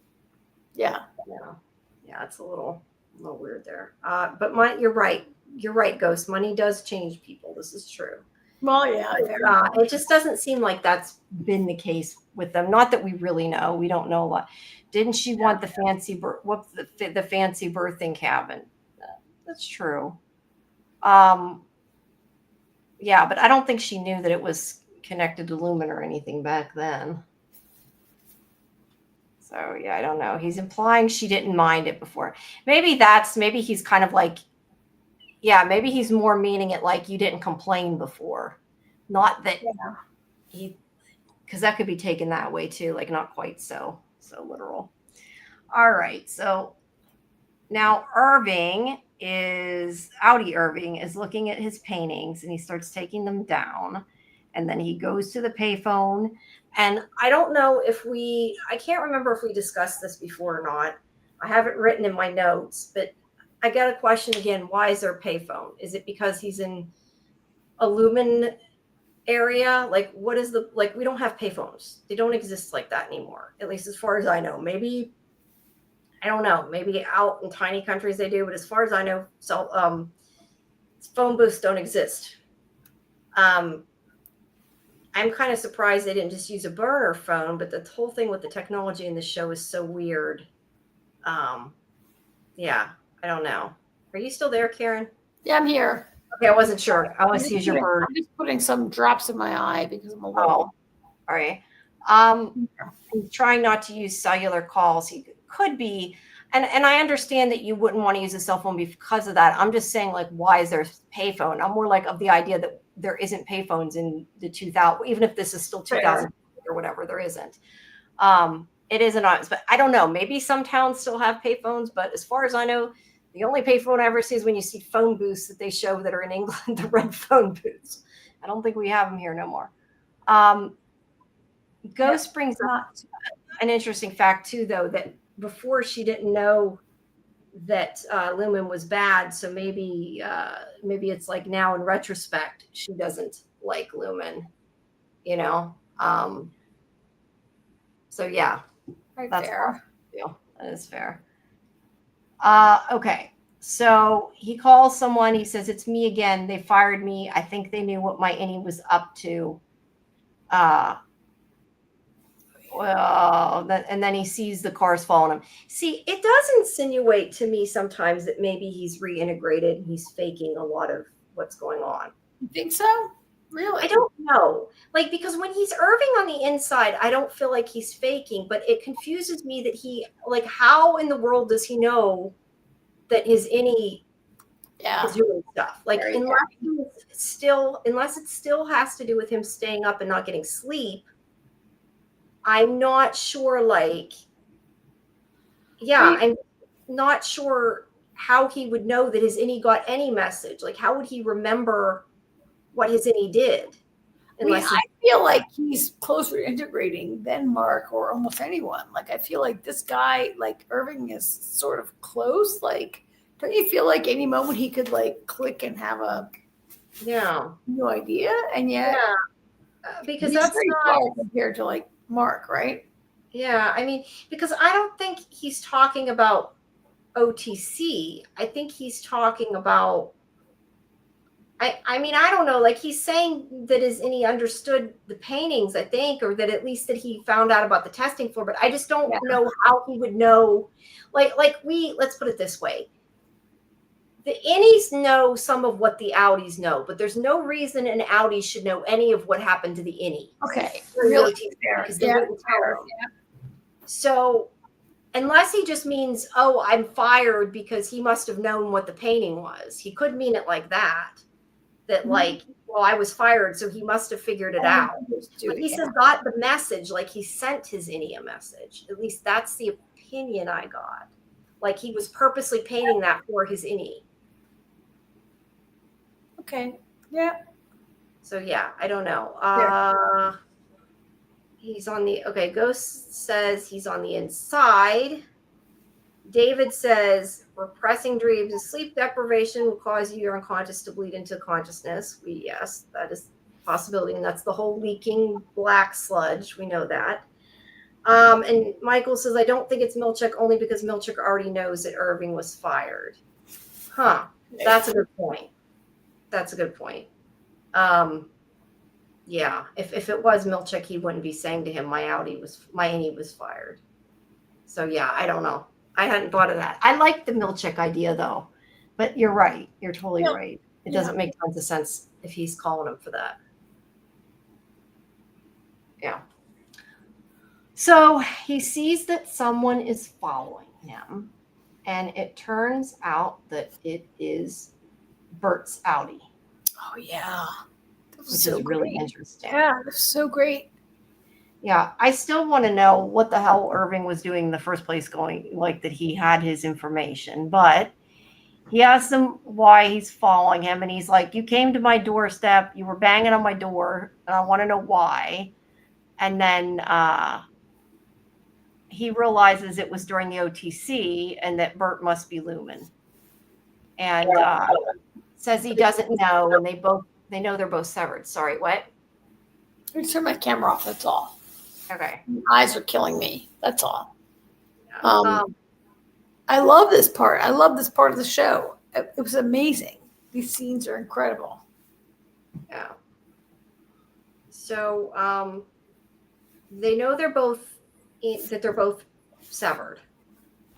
Yep. And Bert says that when he was fired, because he says he was fired, like they made it like he retired. No, he was fired because of what they were doing. Why they fired Bert and not Irving then is beyond me, but he was fired supposedly because they said he had an erotic entanglement with another worker. So he's assuming that that's why Irving was there, that it was actually Irving's innie, and that he was his lover. Now, I have a big question about this. Okay. We've talked before about how much of what Milchek says is true.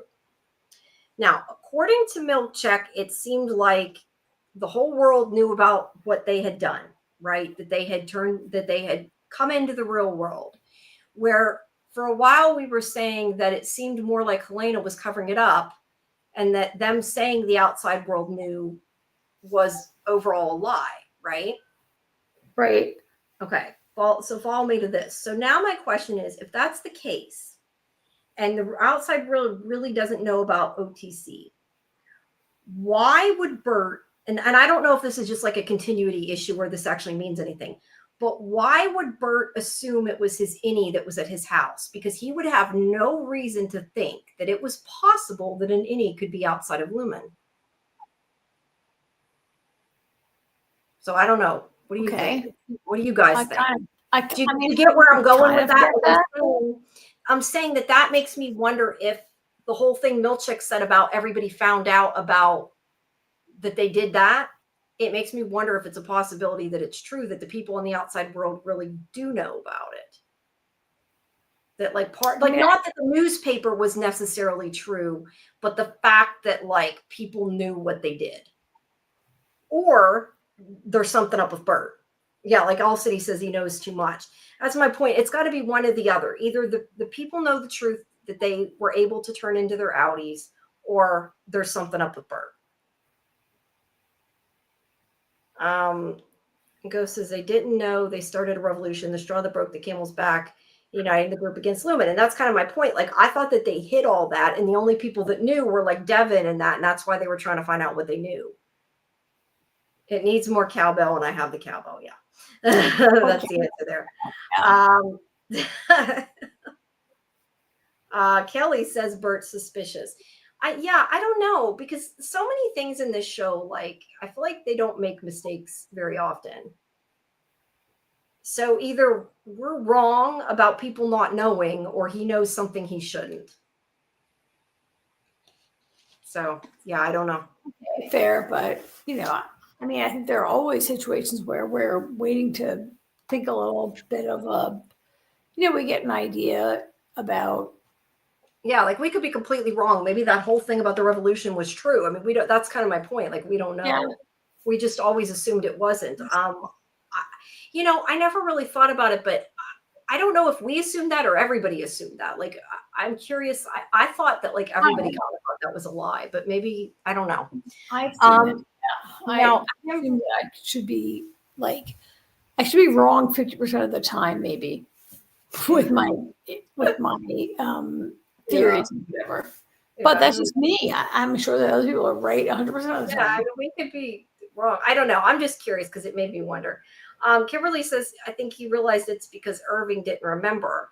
And I know, and I agree with that. But at the same time, like, if they don't know that the possibility exists for an innie to be awake in the outside world, why would he think that? Like, I totally agree with what you're saying, but that's what I'm asking. Like, why would he have a reason to think that's possible? Fair enough. Yep. Yeah. So I don't know. Golden Child says they told Bert he was in a relationship with an innie. Then out of nowhere, a stranger just pops up at the door with no explanation, and he obviously feels a love type of connection with Irving. I guess that's true. Maybe it's just kind of like Occam's razor. Like, they said I was sleeping with an innie, or not sleeping with, said I was in love with an innie, and somebody comes and's pounding on my door like they're in love with me, so you must be the innie. I guess that's possible. I don't know. Just something about it doesn't make sense to me. And Ghost says, I'm curious to a certain symbology to how the next episode is shot to let me decide if I trust him or not. It'll either mean truth or lie. I'm hoping truth. It is. They do make him look a little shady in this scene. Excuse me. Okay. Thanks, DJ. Thanks for coming. That's true. That's why I said maybe it's just like Occam's razor, because he said if you get fired from having sex at work and a random guy knocks on your door, then glitches out, it's easy for him to make the connection. Yeah, I would think that on a whole, Lumen employees and the rest of the people at large would think that people could only be severed inside the company. But I guess I don't know. I may just be making too much out of it. Yeah, you never know. I like it. I like the idea, actually. Yeah, it's kind of separate inside the company. That's kind of cool. Yeah. Irving knew who Bert was, though, which is why his name is circled on his hidden map. They're both hiding things from each other. That seems likely, because he definitely knew who he was. Now, whether he knew the stuff about his innie, I don't know, but he knew about his Audi. Okay, so I lost where was that. So he says his husband's name's Fields, and he wants him to come over for dinner. What's for dinner? Wonder if that was like a reference to that way back then. Like, it was like a little Easter egg that they were going to go to dinner. But he's like, we're making ham. Come over for dinner, the three of us. Bring red wine that's expensive. I feel like, I don't know why, but when he said that, I thought, I wonder if red wine has some kind of message. Yeah, of course. I thought it was a little weird. But he's like, come over, we'll have dinner, three of us. Yeah, that's not going to be awkward, right? Mm-hmm. I love Christopher Walken. He's awesome. Oh yeah, he's so great in this. Just what else he's really good in is The Outlaws. If you haven't seen that show is so funny. I haven't seen it, but it's good. I had covered it. It was good. I love him playing a little more tender character, a little quieter, and a little more serious. Yeah. Now, Ragabi starts going through Mark's stuff and pulling out things, I guess, that will get a reaction to him. She says pressure points. Now, she takes this, I assume this necklace is supposed to be Gemma's. What is it? Because it just looks like it must, I mean, maybe I'm wrong, but it looks like something specific, like it maybe has purpose. Or maybe I'm just watching too much of the show and pulling it apart too much. I don't know. I mean, it was a thing. I'm watching it. It's a little kind of close, but I think this was a point. Oh, I don't know what it's about. It looks like a Stargate. It does kind of look like a Stargate. You're not wrong. I don't know. I just wondered what it was because I thought that looks important, and it has her knitting too, which is blue, of course. So she's getting this stuff out, and they have this comment about eggnog. That's not important. She wants to rattle his memory. Now, I have a question. It looks like a lumen symbol. Does it look like a lumen symbol? It does a little bit, yeah. Kind of, yeah, kind of. Like they're pins they have. Okay, now I have a question about this. Now, I don't know, but it seems to me, and I wanted to know your opinion, but if somebody is not over the death of their wife and they're really not dealing with it, would you just leave their remains in a box in the basement? No, of course not. Okay, I wanted to make sure that wasn't me because I'm like, what the hell? Why would you leave them? That's insane. Box? What is that about? That's crazy. Yeah, that was really weird. So yeah, I don't know. It kind of looks like, goes to say it looks like an eye. It did kind of look like an eye. I'll give you that too. It does kind of look like an eye. Okay, All City, thank you. Do you find it odd the ashes were stashed away? Yes, I find it very, very odd. I mean, we have my dog's ashes, old dog, out. I assume that normally if you get ashes, you're not going to get them and stash them in the basement if it's somebody that, you know what I mean? It's just weird. Oh, yeah. I don't know, but there you go. Now this is where I think it was interesting, and I brought this up earlier. He says to her, she's not dead, she's just not here, which is what he said about Dylan. So, okay, yeah. I don't know what that means. I just feel like there has to be a reason he said that because it is almost the exact same line. So, let me know what you guys think about that. If you people in the chat, if you have thoughts, because that just when I noticed that, I noticed it today, and I marked it down, and I'm like, shit, he said that earlier, and I don't know. I just feel like it has a reason, and I just don't know what it is, so it's going to bug me. But he asks, well, what's in the box? And she's like, I don't know. There's people in the morgue. They're on the payroll, like everyone else in Kier. So again, they're in the town of Kier. It's implying. We'd kind of talked about that before with the address on the newspaper that we thought was made up, but it seems like there is a town called Kier. He's coughing again. Let's see. He wants to do more reintegration. She says, oh, 1 more day is usually best. He's like, usually you've only done this once. And she's like, I don't want to rush it. It's not an exact science. That's where he says, I don't know that this is science at all, but okay. And asks her if they're hurting Gemma, and she doesn't know. Then he starts hearing Gemma. Miss Casey. And she starts rattling off the weird facts. Your Audi can parallel park in less than 20 seconds. Also, the other thing, and this goes back to, and I don't know if David has a theory on this or not. They have the elevator sound, but there's no ding.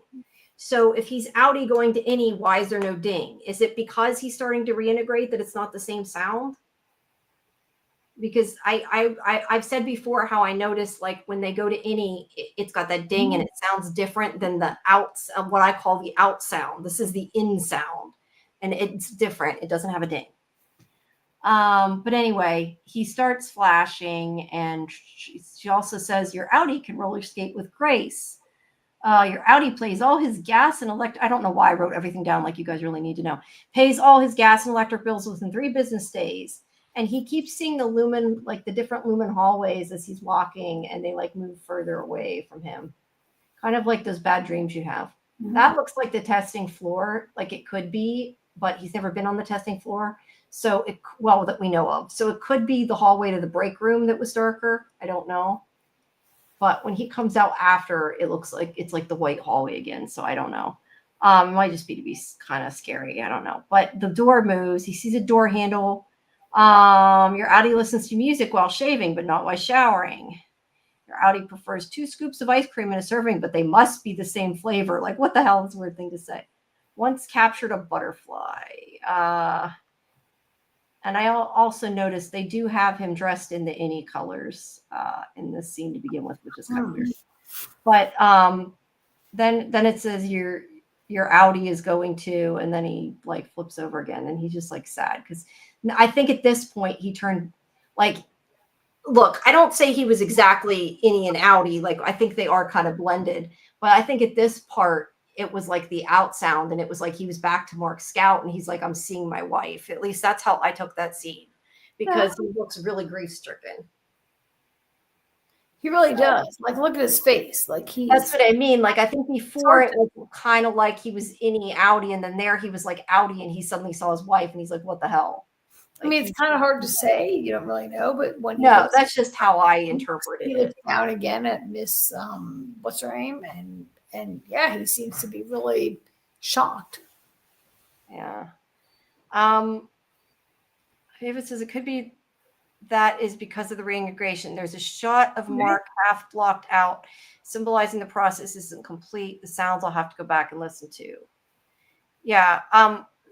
And that's kind of my point. Like, I think at one point he was, because he says he was remembering his innie and what Miss Casey said to him. And that's what I'm saying. Like, I feel like in that moment he was part innie, but like, yeah, I don't know, just personally my own interpretation. I think at that moment he was totally outie because they had the out sound and he looks like he's like devastated. Like not, I mean, it's not a bad devastation because like his wife might be alive, but it's kind of like, oh my God, everything I believed is a lie type of thing. That kind of devastation. Yeah. Everything. Yeah. Yeah, it's the first moment Audi Mark sees Gemma again. Yeah, exactly. Go back and zoom in. Did it say break room? Maybe, because I said that hallway looked like it could have been. Aha. It says blur. I'm assuming that's where he said that. Sorry for the blur, but it could say break room, but my pictures aren't high enough res to tell you that. And the other ones are all black. I don't have an answer to that. I would have to try to get one of the ultra HD copies and see. It could say break room. I really don't know. I can't tell. Ghost says, I'm curious to what it means. Before she uses the meditation wellness ritual of yelling past events out in an Audi. The Audi is going to sound more like premonitions future to your Audi. It's going to sound more like premonitions future events. Kind of. Interesting, yeah. I don't know. I think to your Audi it would just be really bizarre. Like, why are you telling me that I saved a butterfly? Like they're kind of random facts. Like I feel like, you know what? I feel like this is again what they do is another thing where I always say it's illusion of control, and it's not exactly control, but it's an illusion because it's like they give the Audis these facts. Like, look how nice we're being. We're giving you information about your Audi, but like the information is so random and doesn't mean anything. So it's not really information. It's random facts that tell them absolutely nothing. Just like about Irving, your Audi likes radar. It was the name of his dog. So it was like not even about that. Yeah. It's almost like they're teasing them. Absolutely. Michael says that's what I saw and I got excited, but it's probably meant to be that way. So we don't know. I don't know. It could be, it makes sense that it's the break room just because that was the dark hallway. Mm-hmm. Like, whenever when he saw her, when she was leaving, when she was fired, wasn't he down that break room hallway? I think that's where he saw her. I think so. Yeah. I don't know, but the only dark hallway, as far as we know, he's been in is to the break room. So it totally makes sense if it is that.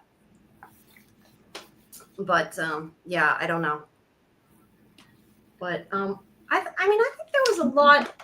I think there was quite a lot in this episode. I didn't think we would be as long as we were. I mean, we got quite a lot out of it. No, so when I first watched this episode, I thought there wasn't a ton going on because it was just like the recap, the falling in of whatever happened Yeah. It was awesome. And then the more we talked about it, I thought this episode really had a lot going on. It did. I just didn't realize how much subtext. I mean, I think especially Mark, what he's doing and how he's reacting. And also I think Dylan, how he's reacting, right? Yeah. Yeah. They're on opposite ideas of what they want, what they would promise, and yet they might be exactly the same. How they might be. I just would like to see Dylan being less selfish, I guess. Yes, of course. So, but yeah, I just want to see Mark finish reintegrating, but I think that's what everybody wants. I mean, that's I think that reintegrating is like the end zone, and even if they become crazy or whatever, at least they'll know. At least.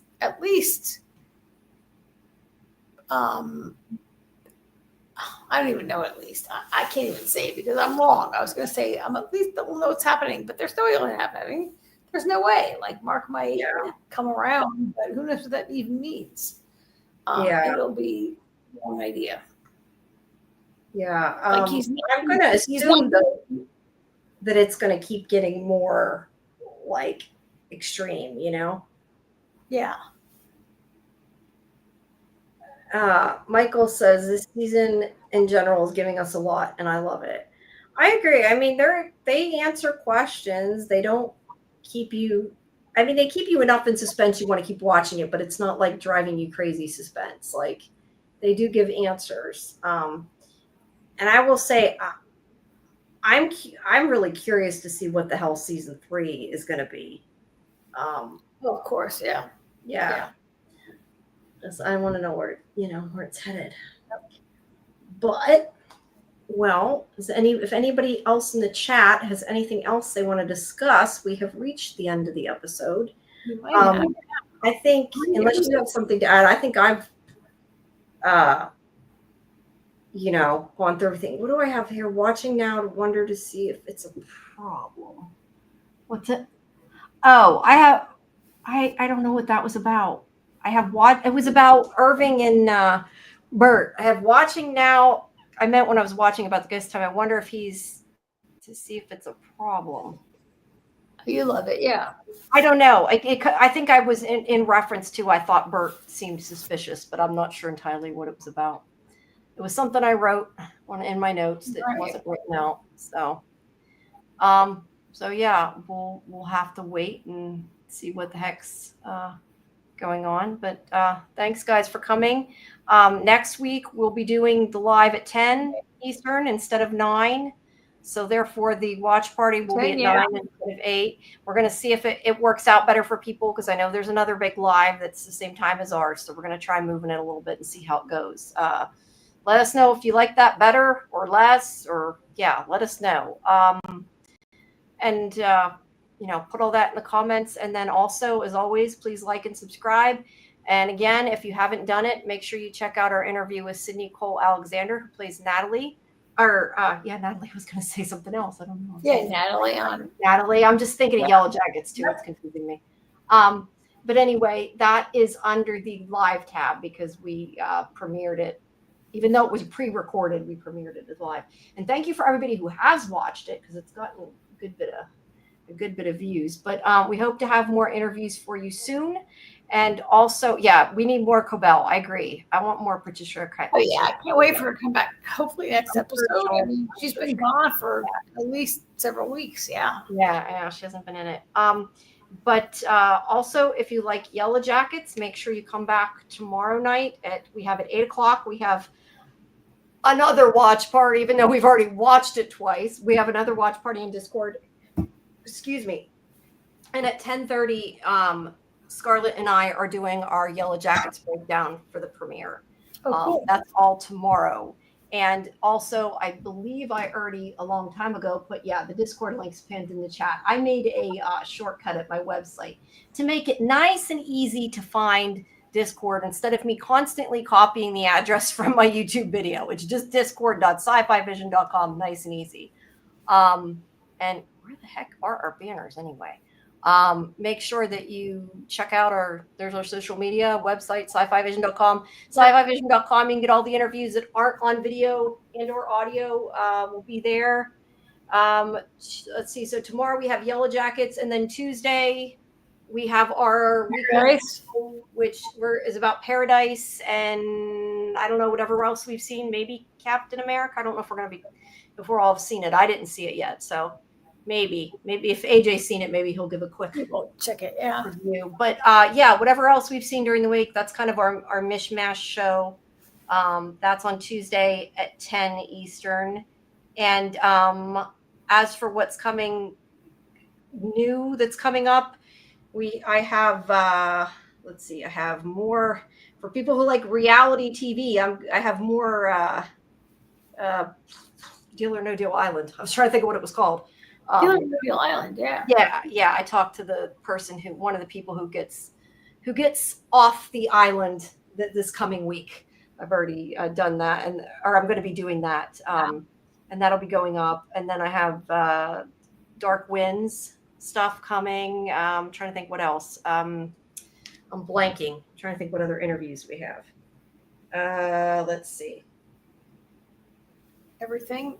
The Hunting Party. There's more Hunting Party. I talked to somebody from the movie The Monkey. This Angel Film Studios, Rule Breakers.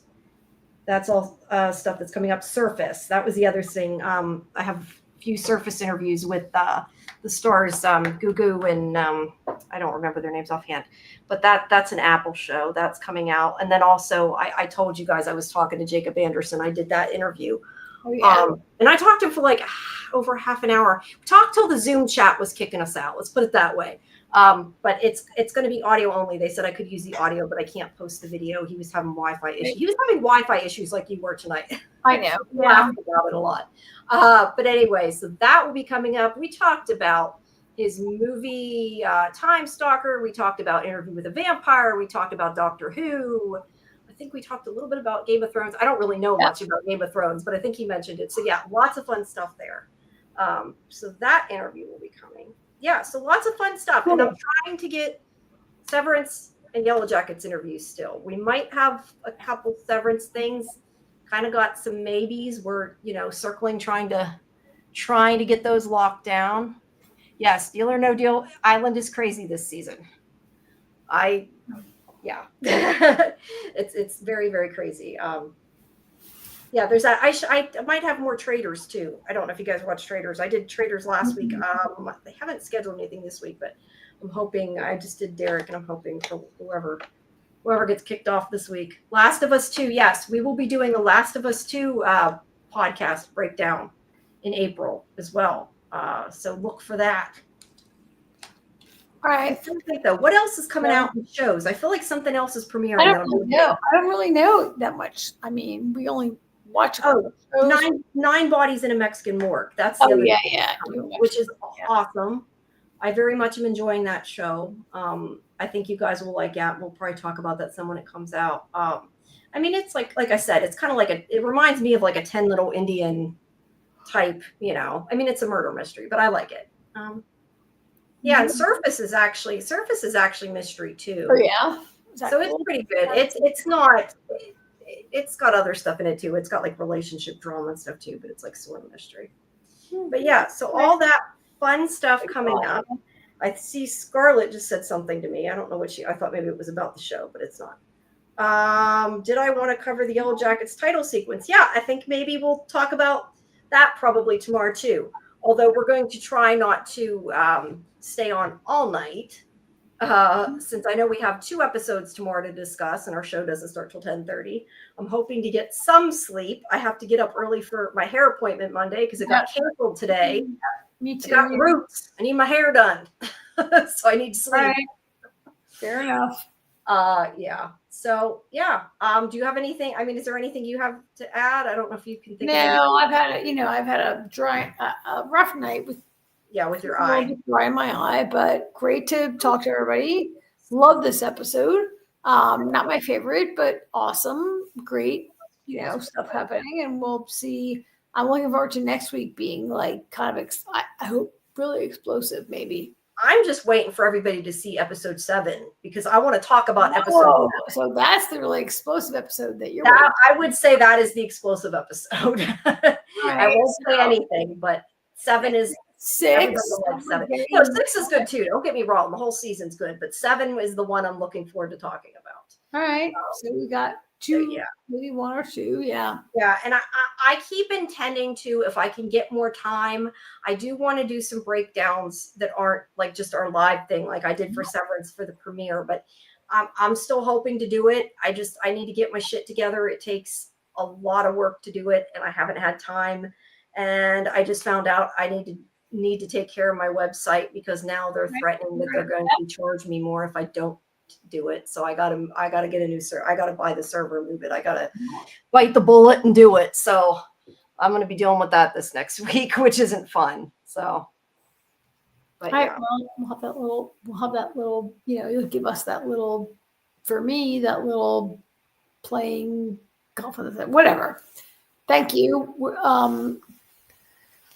Do you have the episodes doing episode 7 ahead? Yeah, I can't tell you about 7 and ahead. You know that. No, you cannot, Jamie. I cannot. I haven't seen the whole season. I cannot tell you anything other than I liked it a lot. And we do get some answers. Those are the only 2 things I will say about it. Yep. But yeah. Yeah, it's good. We'll have to wait like the rest of us. We'll have to wait for a whole week. Yep. Yeah. Right. Oh, record it. Yes. See, that's the thing. You would think because I had these weeks ahead, I would have had these breakdowns done. I intended to, but life has gotten in the way. And it took me days and days to do that first one, and it was late. So yeah, I'm going to try. I do want to do some more of those kind of coverage, but it's been hectic lately. But yeah, please join us tomorrow for Yellow Jackets. It's the start of the season, so you probably could watch a recap and move in if you haven't seen it. I know, Karen, you said you didn't like it, huh? I don't know. I didn't like it at the beginning. I like it now. Scarlett talked me into watching it. Said I'd like it. I didn't at first, but I really like it. So I'm enjoying that. Yeah, I'll just skip the first 2 seasons, which I didn't want. In all honesty, because it is the beginning of a season, you probably could watch a recap. Really? Okay. Wow. I mean, I would say, look, it is got stuff that you can go deeper into, not to the extent of Severance or From, but could you understand it? I think you probably could if you watch the recap. Yep. Yeah, and it's so tomorrow we're watching the season premiere, so at least guys, check it out and see if you enjoy it, even if you don't end up continuing to watch it. At least try it, see what you think anyway. But yeah, and make sure if you haven't, please join our Discord. You can get all the lowdown on our schedule and find out about if we get any Severance interviews before I post them. You'll find out if you're on Discord. And join our watch parties. And like I said, make sure you check out all the interviews that are on YouTube and all that great stuff and social media, all that fun stuff. All right, guys. Well, thank you for listening to me. I continued to ramble on for a while. So thanks for sticking with us, and we appreciate you watching. All right. See you guys next week. Okay. Bye-bye. Bye. Good night.